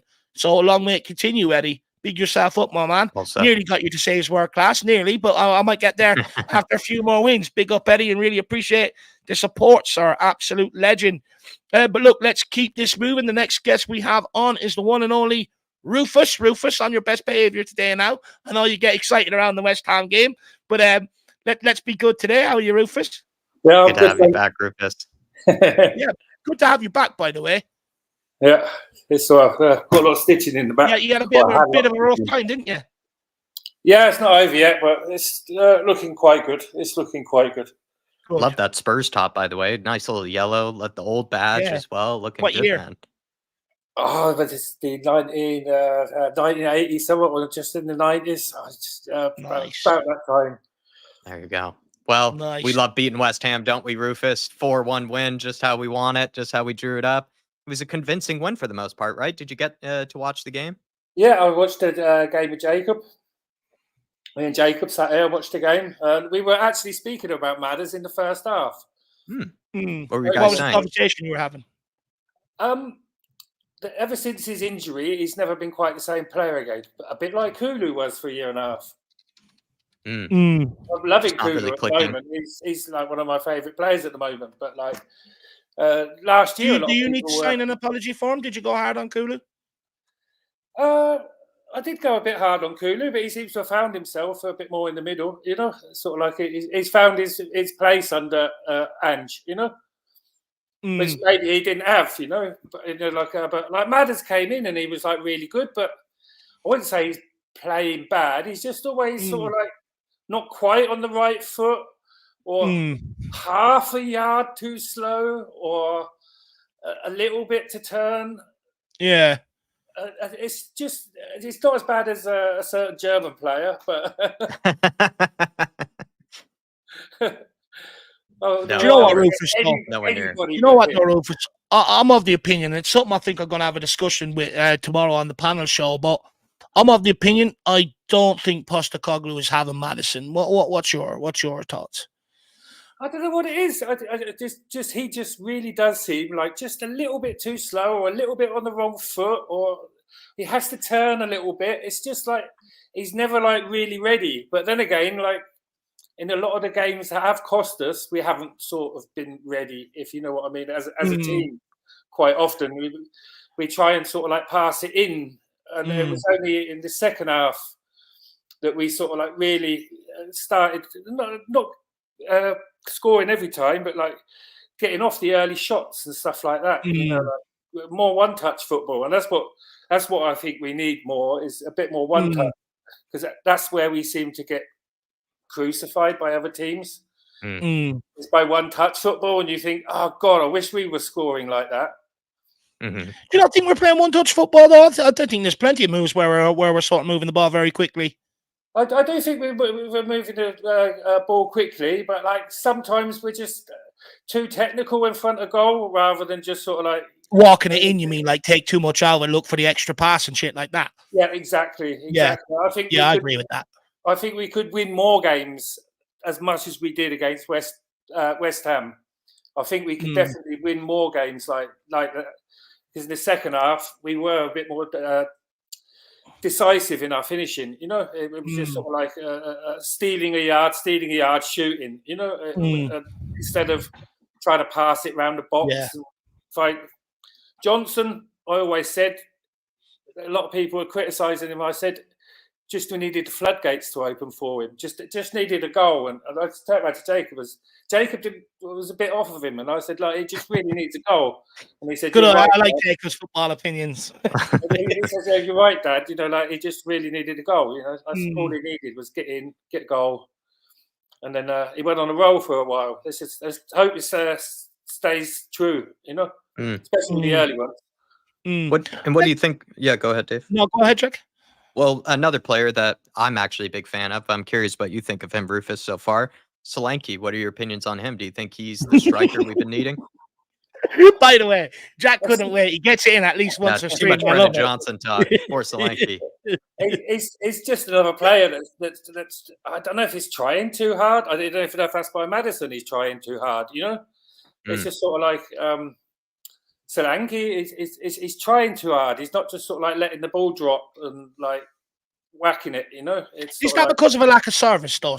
You know, his lack of goals at Tottenham at the minute, because you don't really see, like you said, we're very technical around the area. There's not really much service for Solanke to go off right now. I mean, if I stand back and look at the whole Tottenham thing at the moment, I think we're very good going forward. I think we try and get a bit technical in the box sometimes, look for one pass too many, and sometimes we need to go like a bit on the earlier runs, you know, rather than like slam the brakes on, wait for players to get up the field, because in the modern game, a lot of the opposition's defenders are very quick on their feet nowadays. And they are getting back, and sometimes I just think, oh God, we're getting back into that position again where it's sort of like we're just inviting them back, when we just need to be a bit more decisive in front of goal. But I think that's a bit like Ange's reasoning as well. You know, like sometimes he doesn't want us to rush in case we give the ball back to the opposition, because I think that we do pay when the opposition get on a break and then they punish us with a corner. Quite often we pay for it, you know.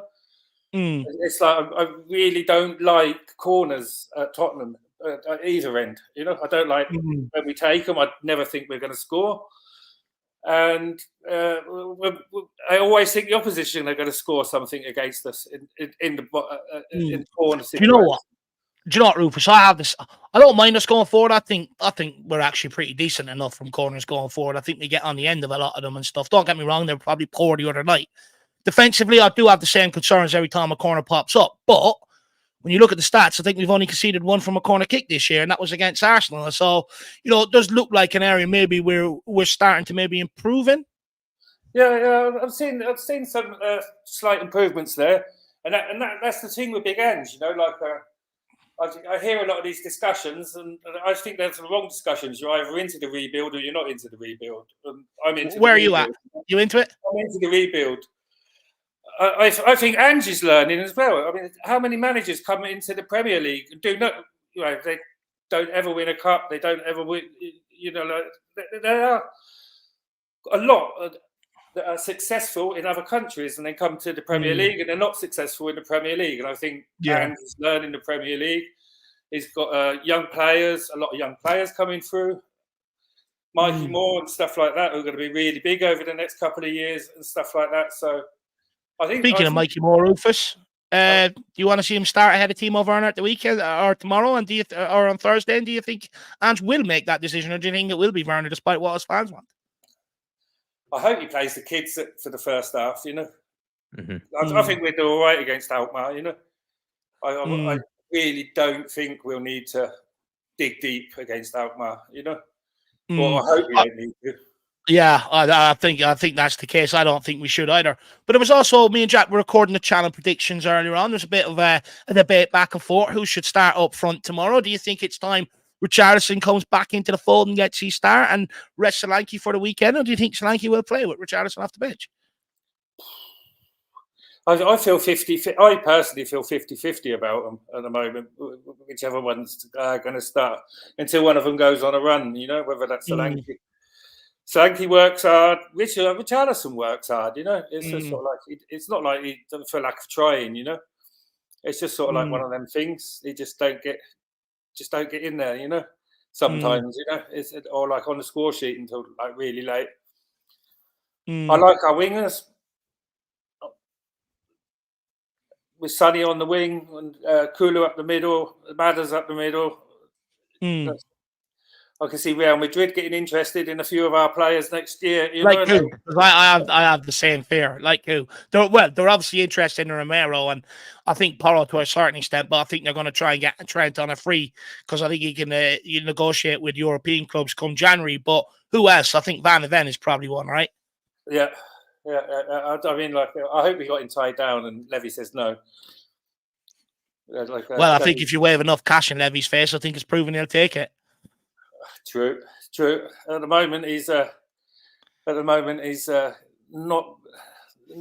He's into making a bit of profit. I think that will always hurt him that he turned down so much money from Real Madrid for Dele Alli, and decided to stand by Ali. Keep him as well. For the fans, and then watch the guy drive against the wall, basically. And finish his career off. It's sort of like. That really hurt us. I think that really hurt us. That hurt Levy's. More than that, it hurt Levy, and I think Levy will get in there and say, "Look." Yeah, probably. Do you think Daniel Levy has ever wavered on his faith in Ange Postecoglou, or do you think he's been very confident of him doing well this whole time? It's another thing, isn't it? Does he believe in this manager? Everybody was sort of like saying about. Ange getting the sack. Do you know what I mean? Big Ange, or half the fans said, "Oh, he hasn't got a clue. He doesn't change," or stuff like this. It's sort of like takes me back to the thing where I'm just saying, look, he's learning the Premier League, and he's got players that are learning the Premier League as well, and it's a big project. And I hope that Levy's into it because I'm into it at the moment. I think some people are a bit too hopeful, and some people are a bit too hard.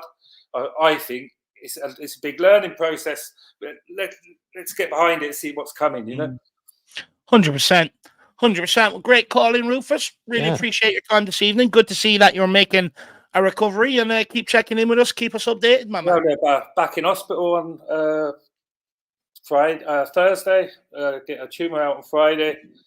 Have another speak in December, but everything's curable, so that's the main thing. If anybody's wondering why they're rocking a ball drip one side and not the other, it fucking fell out. I thought it fell out after I went to the barber shop. I went to the barber shop. Yeah, it looks really cool. And then half of it fell out. So Yeah. Well, look, the main thing is that you're still able to do your day-to-day things and that, and you're still with us. That's the main thing, Rufus, and keep fighting the good fight with you. Best of luck Thursday. I've been in contact with a mate, an old schoolmate that boy I used to go all the time to Tottenham with. So they're going to work and getting me some tickets for anything I want to come over to. So nice. I'll be in the big stand in the new year sometime. You and Jacob, hopefully, get to go. Hopefully, yeah, that'd be great. And Jacob. Yeah. Well, hopefully he's hanging in there as well, because I know he's probably been very worried for you. But it's good to see that you're on the mend, at least to a degree. And the beard is also looking great, by the way, Rufus. Some of the photos that you sent me from in the hospital, I thought your beard looked fantastic. No, it's like I said, it's all curable. It's not cured. It's going to be a bit of hard work from my side as well. Blood, sweat, and tears. But like at the end of it, I get to go to the bootlace and drink a beer, and then go to the stadium afterwards. Well, watch Spurs. It would actually be my first time at the new stadium as well. So like, it goes nice. You get to reward yourself for what you've had to go through recently. So reward yourself sometime soon. First time in the big systems, in the big stadium, big stadium. So looking forward to it. I've never been to the Lane, so very nice. Nah, you'll enjoy it. That's for sure. You'll definitely enjoy it, especially if you get to bring Jacob with you, my man. You'll have a great day out. But Rufus, taken to Tottenham as well. Yeah, no, that'd be nice. That'd be nice. But Rufus, best of luck Thursday, and big yourself up, man. We'll speak very, very soon. Appreciate you, Rufus. Thank you, sir. Thanks for coming on. Ta-da, mate. See you soon, lad. Good to knock. See you soon. Auf Wiedersehen. Big up, Rufus. Absolutely love to see, him working his way back to full recovery. And everybody in the chat, please send him a lot of love. He's going through a lot of hard time at the minute, a lot of surgery, and fair play to him. He's still in good spirits. I don't know how he's doing it. So guys, show him the love and keep up the good fight, Rufus. You're, like you said, hard work, but you're no stranger to that, my man. No, he's a good trooper and he's a good guy as well. And he does crack me up, Rufus, during a lot of these fan call-ins. And we've been missing Jacob, but I know Jacob is taking care of him at the moment in time. And he's apparently got the most famous mullet in all of Stuttgart. So what we were told by Rufus last time. So big up to those two. Absolute legends. And what I will say is, Jacob, when Rufus can't make it, you're going to have to step in for him, right? You're going to have to step in for him. Come on and have your say, my man. But big up, guys. And we'll speak again very, very soon. But we are on to the two last guests of the evening, and then we will be wrapping it up, and then we'll be ramping back up tomorrow with match day content ahead of the big game on Thursday. The next guest we have on is Michael, and then we will be ending off with the one and only Rhino. So let's bring on Michael. Let's hear what he has to say. Good evening, Michael. How are you, sir? I'm back. Where have you been? Too much speedway. No. The season has ended, actually. My team got third place overall, so it's really nice. We made some good additions to the team. And... Sorry.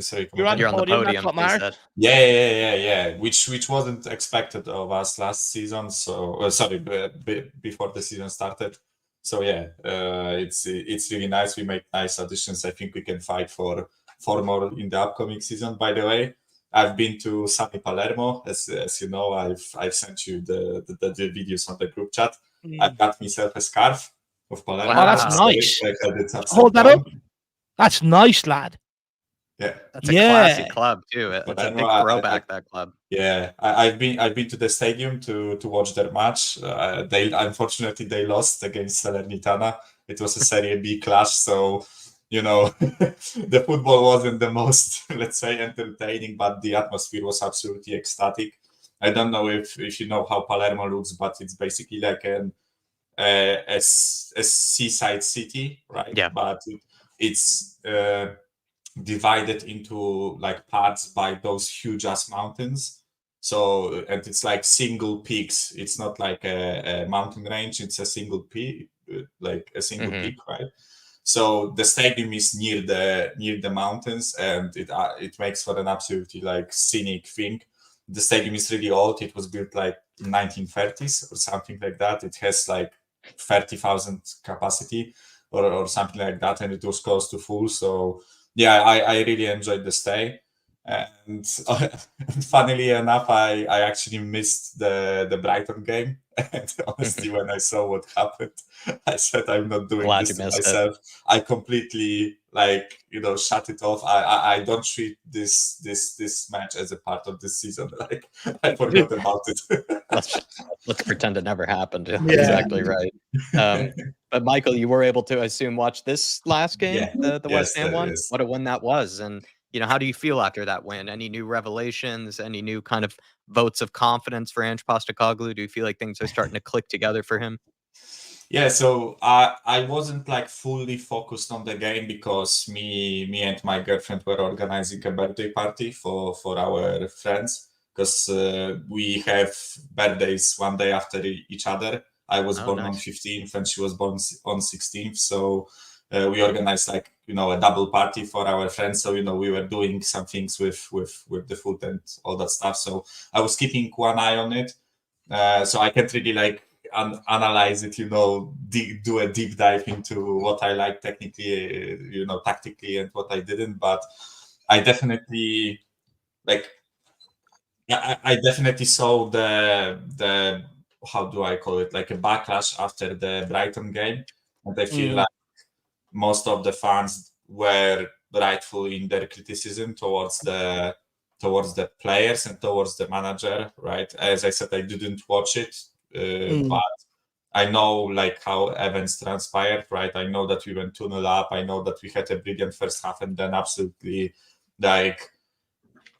I don't know how to call it right without swearing, but you know what we did in the second half, right? And I know that Ange was a bit late to make the changes. So I think the backlash was rightful, right? And this West Ham game, even though I watched a lot of their games and I know they aren't the best, I know, that there is a saying that they always raise their game, it's their cup final, whatever. So I was a bit apprehensive about the game. I thought that maybe, something bad might happen during the game. But thankfully it didn't, even though it started with them going 1-0 up, right? But I have a feeling we were a much better footballing side than them.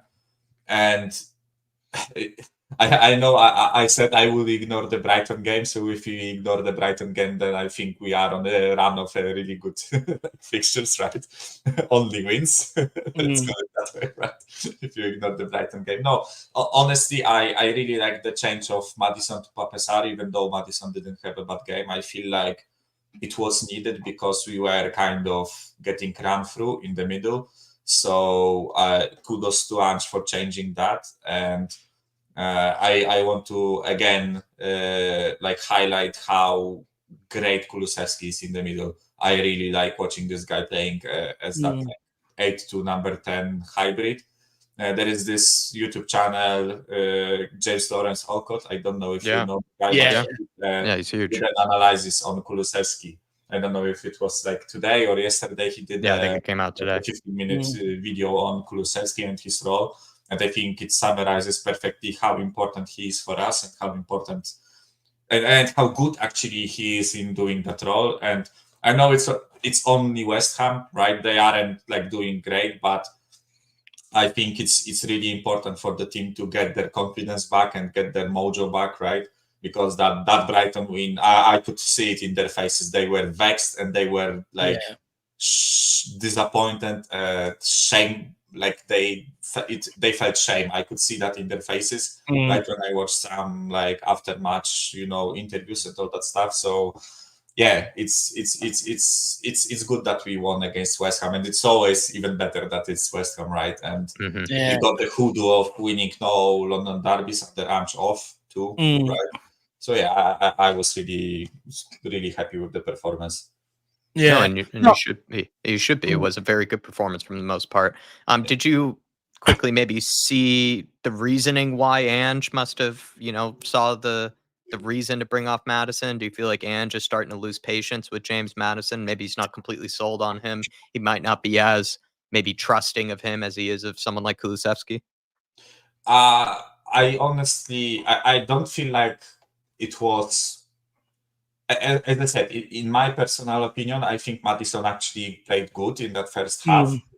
And I think he played good when we had the ball and we were creating chances, which was like a big part of that first half, right? We had a lot more possession and all that stuff, right? I just feel like there was an issue where we were getting transitioned on, right?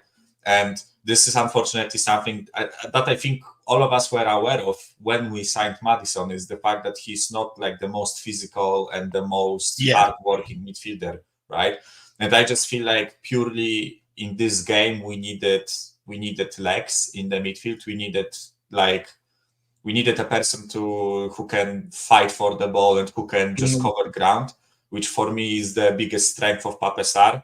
And I don't necessarily rate his passing, right? And I don't necessarily think he's the most creative player, although brilliant assist to Sonny for the goal. But still, I don't think he's the most creative, but I feel like we had enough creativity in the rest of the team so that we didn't need Madison too, right? And I just feel like out of the two, Kulusevski is way more hardworking and a lot more running in him, right? So I just feel like he made a conscious decision to change Madison. I don't know if it was needed to do it at halftime because it makes it look like, the narratives write themselves, right? Madison hooked at halftime, then we go on to win the second half 3-0, right? We scored 3 goals in the second half. We blitzed West Ham, so it kind of looks like Madison was the reason why we weren't doing as well in the first half. But I don't necessarily fully agree that Madison was bad and that Postecoglou is pissed off with him or something. I just feel like it was a conscious decision, which, by the way, I hugely rate, right? Because I don't think any player is subject from, if they are the thing that's not working for us and we need to change that. I think all the players should be we should be capable to change them if we need to, right? Even if it's Son, even if it's Romero, even if it's let's imagine a situation where we play someone who has a 2-meter striker, right? And Romero is struggling, to win the headers, right? Then I don't see an issue with taking him off and putting Radu on, who is much better in the air, right? Just as a quick example. And I feel whichever part of the pitch we should be able to make those changes without losing our heads over it, right? So I actually rate the change, and I think it is partially responsible for how we performed in the second half. I really liked it. Well, it comes back to no players bigger than the football club, and exactly. So happy days. If he has to make them changes, he has to make them. But Michael, let's move this on. We'll answer this from Dark Sung G, and we'll find out sort of what you're expecting tomorrow. He says 4 out. Mara expect Vicario, Gray, Radu Dragusin, Davies, Poro, Sarr, Bergval, Bentancur, Moore, or Odeber, Werner or Richie, and Will Lancashire or Richarlison up front. And so that's he's gone with his starting lineup. Do you think that the lineup will be close to that, or is there any changes you would make to that? Well, definitely Radu is not playing, right? Because he is suspended wait, actually, I think he's in available. Europe it's 1 game, right? In Europe it's 1 game for a red card. So yeah, Radu can play. So I feel like we will see Radu and Davies most likely. I would agree that one of the fullbacks will play, whether it's Poro or Udogi, I'm not sure. And then, if Udogi plays, then I feel like we probably will have Spence on the right, or maybe if Poro plays, then maybe Gray on the left, something like. I feel like Spence can't play, can he? Spence isn't included. Yes, Spence is not included. Jesus Christ. So the way I've worked it out, Michael, is one of Romero, Van de Ven, Destiny, Adozio, Poro have to start the European games. Oh yeah. Actually, yeah, because we have 4 center backs and we have 3 full backs if you count Gray, right? So one of them has to play, right? So yeah. I don't know. Maybe Romero plays because he. Maybe Romero. I honestly, the backline is the biggest mystery for me, because I think Gray will be given game time, and I feel like Radu and Davies will be part of the backline. So that just leaves you with choosing Van de Ven, Romero, Poro, or Udogi. Preferably, I would rest Van de Ven. I feel like he's the biggest risk when it comes to those games. I feel like we have to like, nurture him and actually like keep him safe and healthy. And in terms of like, other than that, with midfield, I agree. I think Sarberg, Valbentancur is something close to what we will see. Yeah, I think so. I think we will see that. I just feel like with the front three, I'm not sure if Odobert will play. Definitely don't. I don't think he will start because we haven't seen him feature in the West Ham game. I think he's been like seen in the trainings, right? But Ange hasn't said that he's like ready or anything. So I think Werner will start. Unfortunately, I don't enjoy watching him getting any minutes, guys. When he came on instead of Mikey Moore against West Ham, I was vexed. That this is the only thing I have to say about this game, that I didn't like Werner coming on, especially because it was like 4-1. So like, the game is safe even if you lose one goal, whatever, right? And it's Mikey Moore's fault, right? I think Solanke will get a rest, so I would expect. I honestly think Richarlison will get the nod, just because he came on the weekend, and now we will probably try to get him some game time. And on the right, I would expect to see maybe more, but I wouldn't be surprised if it was Johnson. But we do the similar thing like we did in the previous game. So take him off at halftime, right? Because we took him off against Karabakh at halftime, if I recall correctly. And then in the game against Ferencváros, we substituted him in like 60th minutes. So I think like he will play a part. I'm just not sure whether he starts and gets taken off at halftime or he's part of the second half team. So I think we'll have a healthy mix of first team and second team, which I really like. I think that's enough for this competition and for a team like AZ Alkmaar, especially with how open they play, because they are like a Dutch team that plays Dutch football, right? So they will definitely try to attack us, be open, and do all that stuff. So. And they're a team that just barely avoided relegation. I don't even know how they're in fucking the Europa League. They barely avoided relegation last year. They had to go into a relegation playoff. It's absolutely madness. But Michael, big yourself up, my man. Really appreciate your time. Nice. Hopefully you enjoyed yourself in Palermo. Nice scarf. And we get the win. Hopefully we get the win Thursday, my man. Big yourself up. Yeah, definitely. I'll be watching, and see you guys on the next show, or whenever you want to talk to me, just hit me up on WhatsApp and we will definitely arrange something. Unfortunately, I won't be able to join the pre-match show because we are off at my girlfriend's parents' house, right? So I won't be able to join you then, but definitely next week, if you need me, just hit me up and I will try to arrange something, right? So thanks for letting us know. Yeah, appreciate it. With you boys, as always. We'll be in contact, good job as always. Thank you, Michael. Thank you. Great job, sir. Bye-bye. Happy birthday. Oh, is his birthday today? Yeah, well, he was saying him and his girlfriend's birthday, right, is like a few days apart recently, and I think he was saying they were recently celebrating it. If maybe it's already happened, is maybe what I was getting the vibe from. I think he said they're going celebrating on Thursday, so enjoy your birthday celebrations, and happy belated birthday or happy early birthday, whatever it is. Just happy birthday period, Michael. Hopefully you've had a great time. Dark Sun G, and great calling from Michael. Good to see you back as well. Dark Sun G says January can't come quick enough so we can add Spence. Yeah, 100%. But do you know what? I have a question, for the debate show tomorrow, maybe one that people can think of. Was the new contract handed to Jed Spence more in reaction to the Pedro Porro on a failsafe, just in case a good bid comes in that they sort of accept, or is it a reward for how good he's been when he's been given his opportunity? It's a hard one to weigh up. Dark Sun G, and I just wonder if January comes and Jed Spence doesn't have too much game time, will he push for a move out of the club himself? It's hard to know, but I think he's definitely, if he is kept around, I think he's definitely earned his spot in the Europa League come January. That's for sure, and I think it'll be a huge asset. It means then we don't have to play one of our four main starters every single Thursday. It'll be a huge boost. In terms of the lineup, I don't think you're too far wrong. I think maybe Adoji plays ahead of Porro. That's just maybe my thinking on it. But apart from that, I don't think you're too far off the mark, Dark Sundry. I don't want to give mine away because I want people to watch my predicted lineup, Thursday morning when it comes out. But big up, lad, and really appreciate support. Good to see Kiwi Spurs in the house, just along with Just a Harmless Potato. Good to see you guys.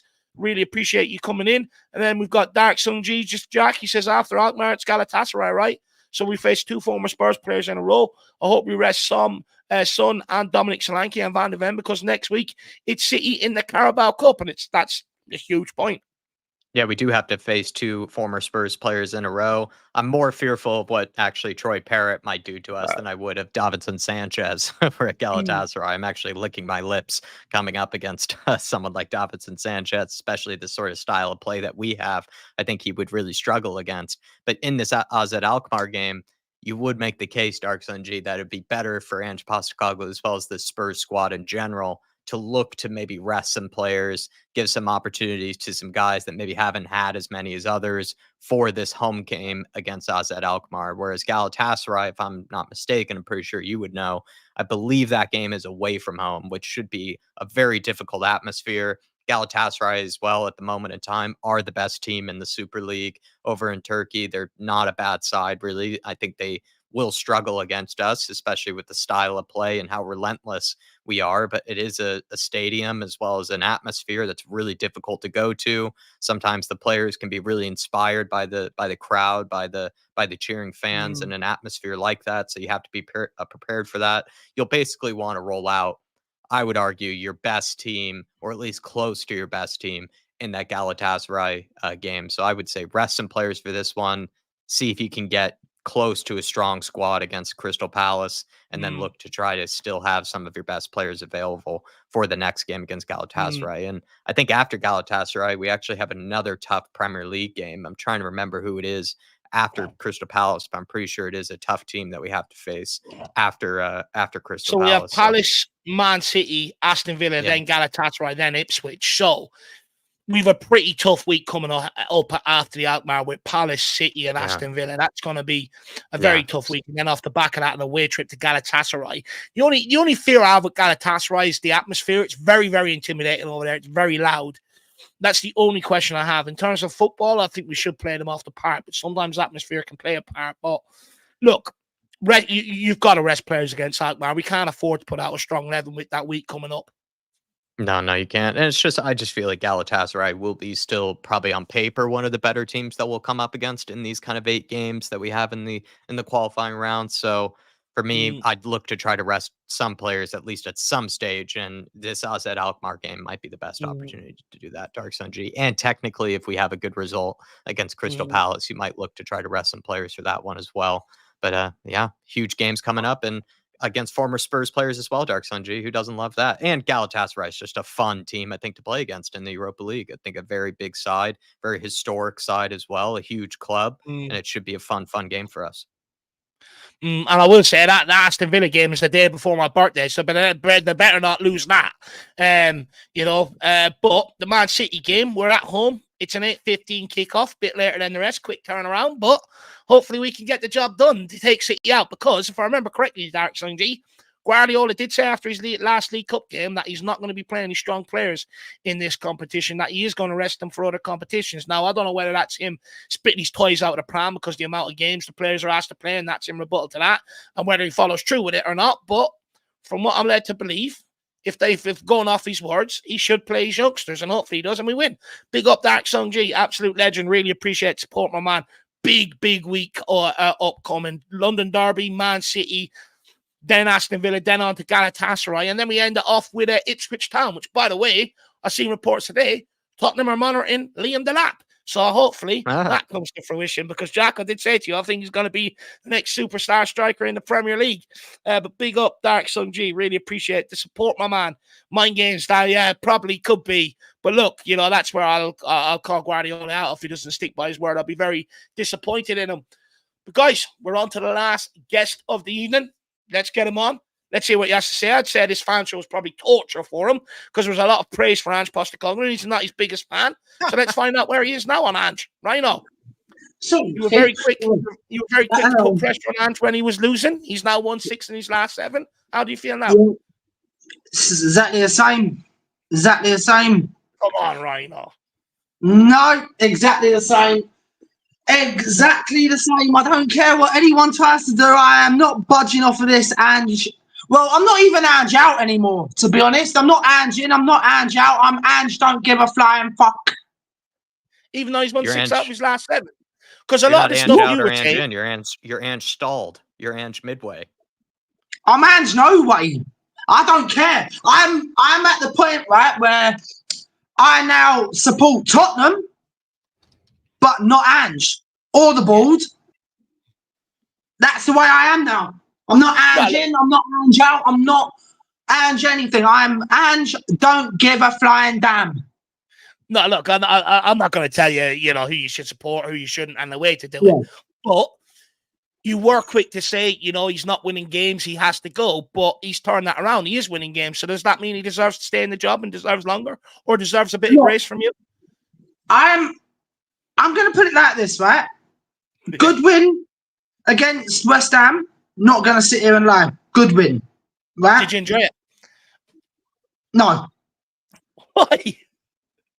Because I wasn't. What's the point of getting hyper about it? Yeah, right. When we know that we can't beat any of the top clubs, there's no point. Right, but what did you say when we lost to them last year? What did I say? God, I wasn't happy about it. Let's put it like that. But I'm not saying I'm not happy because I am. But I'm not like everybody else who's saying, "Oh, now we're going to start doing this, that, and the other." I'm not like that. Yeah. Like, you know, Dave, I'm not one of these to budge. It's hard for you to get me to budge on anything, mate. Like, like, you know, I'm stubborn when I want to dig my heels in, you know, I'm stubborn. I know, look, I'm not trying to get you to budge at all. I'm just, you know, you came on, criticize him now that he's winning. I just want to know, would you come on and praise him? That was all. Yeah, I'll praise him for where praise has got to go, right? Don't get me wrong. It was a good win. He made the right decisions. Yeah. But it doesn't mean that I'm going to be happy that we've had a win against West Ham. But is that not what football's about? Is about winning games? Yeah, and it's about winning games, but you need to have that word called consistency. Yeah, but no one knows the outcome of the trophies until the end of the season. But until then, are you not allowed to enjoy games when you win them? My personal opinion, if it was anyone else but Ange, it might be a bit better because we know there'd be some sort of consistency. Right? Yeah. But it's not ever, like Sava keeps saying, the main word is consistency. Consistency. 6 wins out of 7, Ryan. Some would argue that's consistency. Well, some people can, but I want to see it for a 10-game win, a 12-game win, a 15. Sorry, hang on. Sorry, Dave said. Lucky, what are you doing? Sorry, guys. He's literally getting hyper because he knows he's getting a snip next week. So what if we do go to what if we do go to a 10-game running streak? What number are you going to move it to next? 15, 20? Like I said, I take it game by game. Like I've said, I want to see it happen as a consistent, as a 10-game, 12-game. Right? That's what I'm trying to tell you. We won more than what we've lost this year. That's consistency. Okay, right. I'll put it like this. Consistency, is like going on a 10-game winning run. Right? Okay? For me, that's consistent. Or close. Okay. Yeah, and we're close. And fine. Like I said, Ange gets props from me for what he did against West Ham. Don't get me wrong, Jack, yeah? Right? Fair play to him. He done what he had to do. He got us over the line. I'm not criticising that. That's probably the best decision I've probably actually seen Ange do since he's been here. So, a round of applause for him. Like, you know, but then he's done it so... That's the problem with him. He's so inconsistent. It's unbelievable. 1 minute he can be like really good, but then next he can be shocking. But we need to start winning against the big clubs. Like, I don't disagree there. We need to be winning against the likes of City. Now, I even think this, right, and this is going to be how consistent I can see this happening, right, where this is where consistency comes in. Okay. We go on this winning run now, let's say we go on another winning run until we play Man City, Yeah. By then, I think that'll be 10 games. Yeah, fair enough, right? But But then, can we beat Man City's B team with our first team? I don't think so. Fair, okay, fair. Yeah, that's fair. You're entitled to that opinion. It's going to be a tough ask. I don't necessarily disagree with that. So really, right? I know people are saying, well, we haven't beaten a top 10 club all season, right? But the proof will be in the pudding, yeah, right? If we can get past Man City in the cup. But I don't disagree. Like, I think we should be able to celebrate the West Ham victory because it wasn't so long ago people were saying they want to be like West Ham. We bet them. We're better than them. Yeah, well, we are. Yeah, but that's what I'm saying. We are better than them all over left, right, and centre. No offence to anyone out there, but we are better than West Ham all over the park. Well, I just feel like the goalpost is being moved because, you know, last year, rightly so, people were right to criticise us losing to West Ham. But when they won the Europa Conference League, I remember people saying, "Why can't we be like West Ham?" And stuff like that. But now we've gone on to beat them, so we should be happy about that, right? We should be joyful. That's what I'm saying. I'm happy about the win, right? That's what I'm saying. I'm happy about the win, but I am not gonna sit here and start jumping saying that we're challenging for a title or we're gonna be challenging for top 4 because that's what most fans are doing. I'm being level-headed here, right? I'm being level-headed. We have got to do it against teams who are like the Man Cities, who are like the Liverpools, who are like the Arsenals. And pardon me, right? And this year, right? How many of we've played 3 of the top 4 teams, top 10 teams this year, right? Newcastle, Arsenal, and Newcastle, if I'm correct. And how many of those games have we actually won? Tell me, Dave, how many have we won of them out of them 3 games that we played? How many points have we got? Well, we've only played Newcastle and Arsenal, so that's 2, and we played Man United. But funny you didn't bring up the United one. Were they not in the top 10 last year? I'm not talking about last year. I'm talking about this year, Dave. Yeah, this year's top 10. Well, no, United. This year's top 10, yeah, right? It's Brighton, Arsenal, and all those, yeah, right? Villas and everything. So that's what I'm saying, right? Man United are not the same team as they were last year or even 5 years ago, and they're in the bottom half. So we was expected to beat them anyway, right? So out of the top 10 teams from this year, we've played Brighton, Arsenal, and Newcastle. How many points have we got out of all of those? Can I ask? No, that's fair. That's fair. They're the only 3 games we've lost, though. Why haven't you pulled up the 6 wins that we've just won? I can, yeah, but then because they're teams from the bottom half of the table. The thing is, we can both do this. You can pull out the bad things, and I can pull up the good things. But surely the truth is somewhere in the middle, right? Yeah, somewhere in the middle, yeah.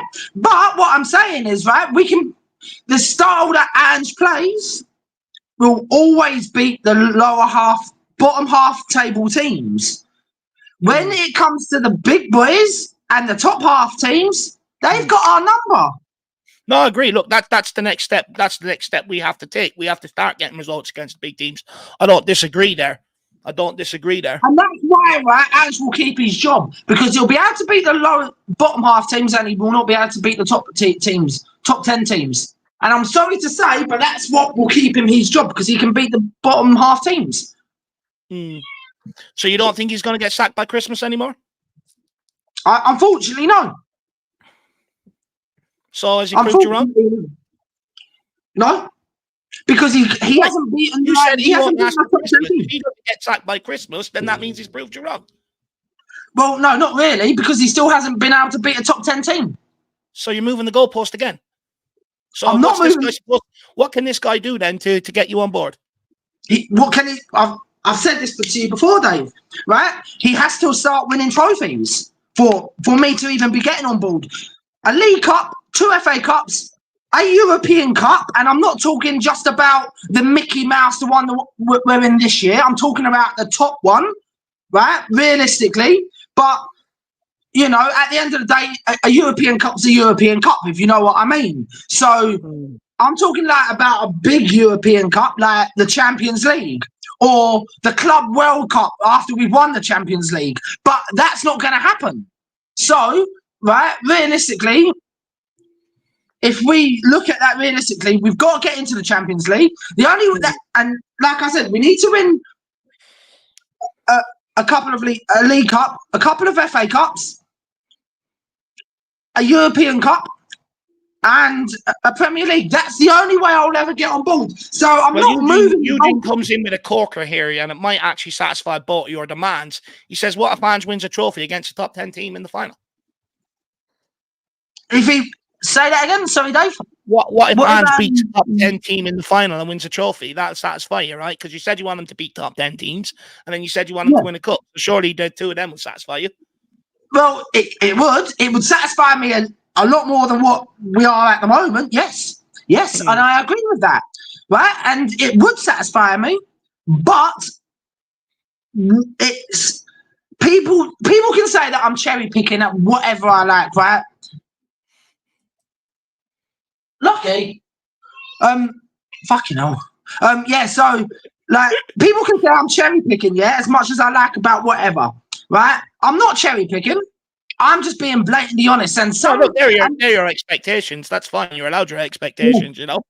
Some might say it's hard, but you're allowed. I know it sounds harsh. Do you know what I mean, Dave? Like, don't get me wrong. I might be sounding like someone who's not wanting anything good to happen to this club. All I want to see, yeah, right, is our team having good players, and I want to have literally trophies, and I just want to see us be consistent. No, look, that's fair.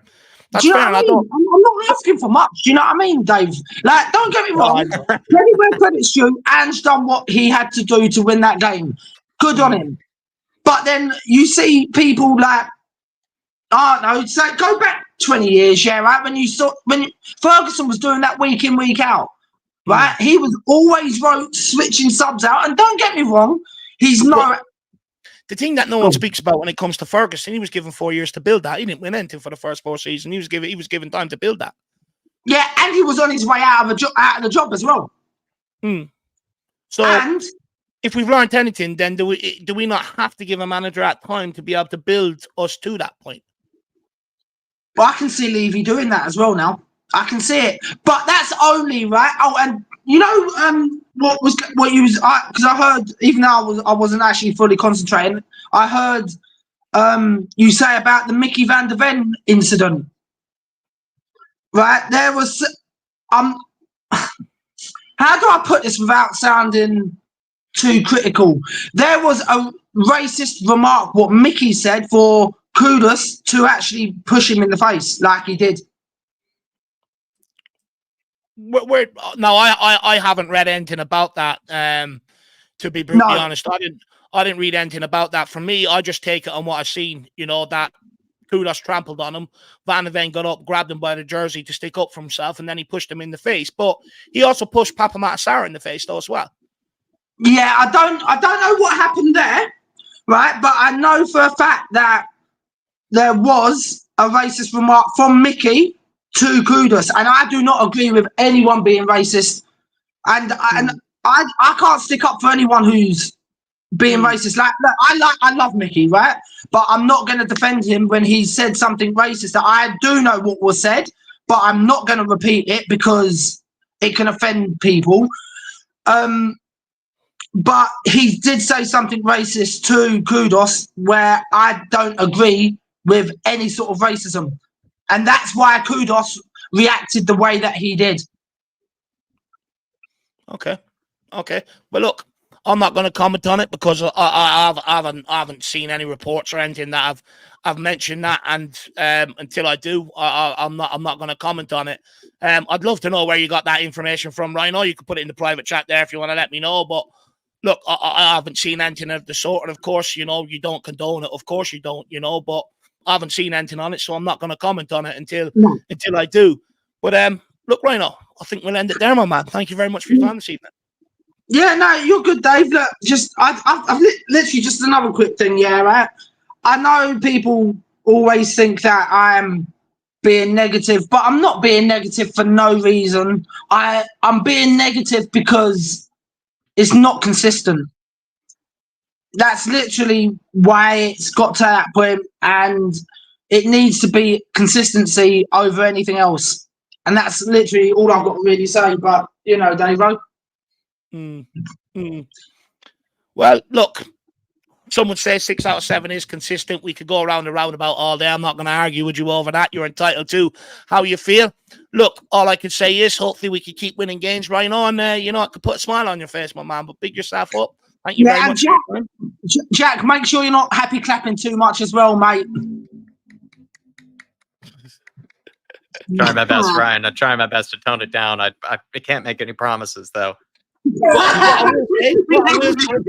What I will say, Ryan, if we're not going to tell you how to support the team, I don't think you should tell Jack he can't happy clap. I'm not. I'm just saying, just try not to happy clap too loud because you might start actually bringing bad magic to us. You need to figure out that mute button for me, then, Ryan. You know, because I'm going to be probably pretty intolerable after we get a good win against AZ Alkmaar. I appreciate you, man. Thanks for being patient. Thanks for being patient and coming on, sir. Hey, look, no, you guys. I love you guys. Appreciate you, love Ryan. you too, Ryan. Have a good night, my man. See you soon, you too. See you later. Bye-bye. Bye-bye. Bye. The ever entertaining Rhino. Huh? What a character he is. Big up, Ryan. And look, he's entitled to his opinion, guys, just the same way we are, even if they don't agree. So, big up, Rhino. Thank you for your time this evening, my man. But look, we are going to call it an evening there. Yeah. I just want to say a massive thank you to everybody who has come on and had their say today. A massive thank you to everybody who's got in the chat and been with us throughout. And a massive thank you to everybody who's gone the extra mile. DJ Samuel, MV Joker, Davies, John Lee, Artist T, Tyler, and Dark Sun G. Really appreciate generous the support, of you guys. Jack, anything else you want to say before we leave? No, just want to re-echo that. Very, very generous from Edward earlier, gifting out all those memberships. Would love to see people take advantage of that. Either send in your fan cams after a game, you know, for example, the AZ Alkmaar game or the Crystal Palace game. You can send in those fan cams, those post-match reactions. We'd love to see those improve, get more and more out there for you guys to be able to watch and see different reactions, different opinions after a game, and also come on, have a chat with us on the fan show. Take advantage of Edward's as well as DJ Samuel's generosity. And thanks to also the others that provided some really good talking points like Artist T, like Dark Sun G, and some others as well. We're very appreciative of it. But thanks to everybody that also just came on and, you know, had a chat with us today. It's a great win, one that I think Spurs fans are feeling very good about. And thanks for sharing some of that enjoyment with us, everybody. But we will see you all tomorrow. Tomorrow we have members match preview. We have also as well, I think, a panel show. Channel predictions should be coming out early in the morning for you guys. A panel show should be coming out too. I think Sam is going to be joining us for a nice little discussion tomorrow, so stay tuned for that one. And then it should be happening, but of course, maybe depending on, you know, availability and whatnot. But we also might be doing a big up stream for the Bayern Munich Barcelona game in the Champions League if you guys want to join us for that later on. But it should be a busy day tomorrow, and we hope that you guys get to join us for it. Come on, you Spurs. Come on, you Spurs. Guys, go and have a good evening. Don't do anything I wouldn't. And we'll see you back here tomorrow, as always. In the big Ange we trust. We never stop. Come on, you Spurs. Come on, you Spurs. See you, everybody.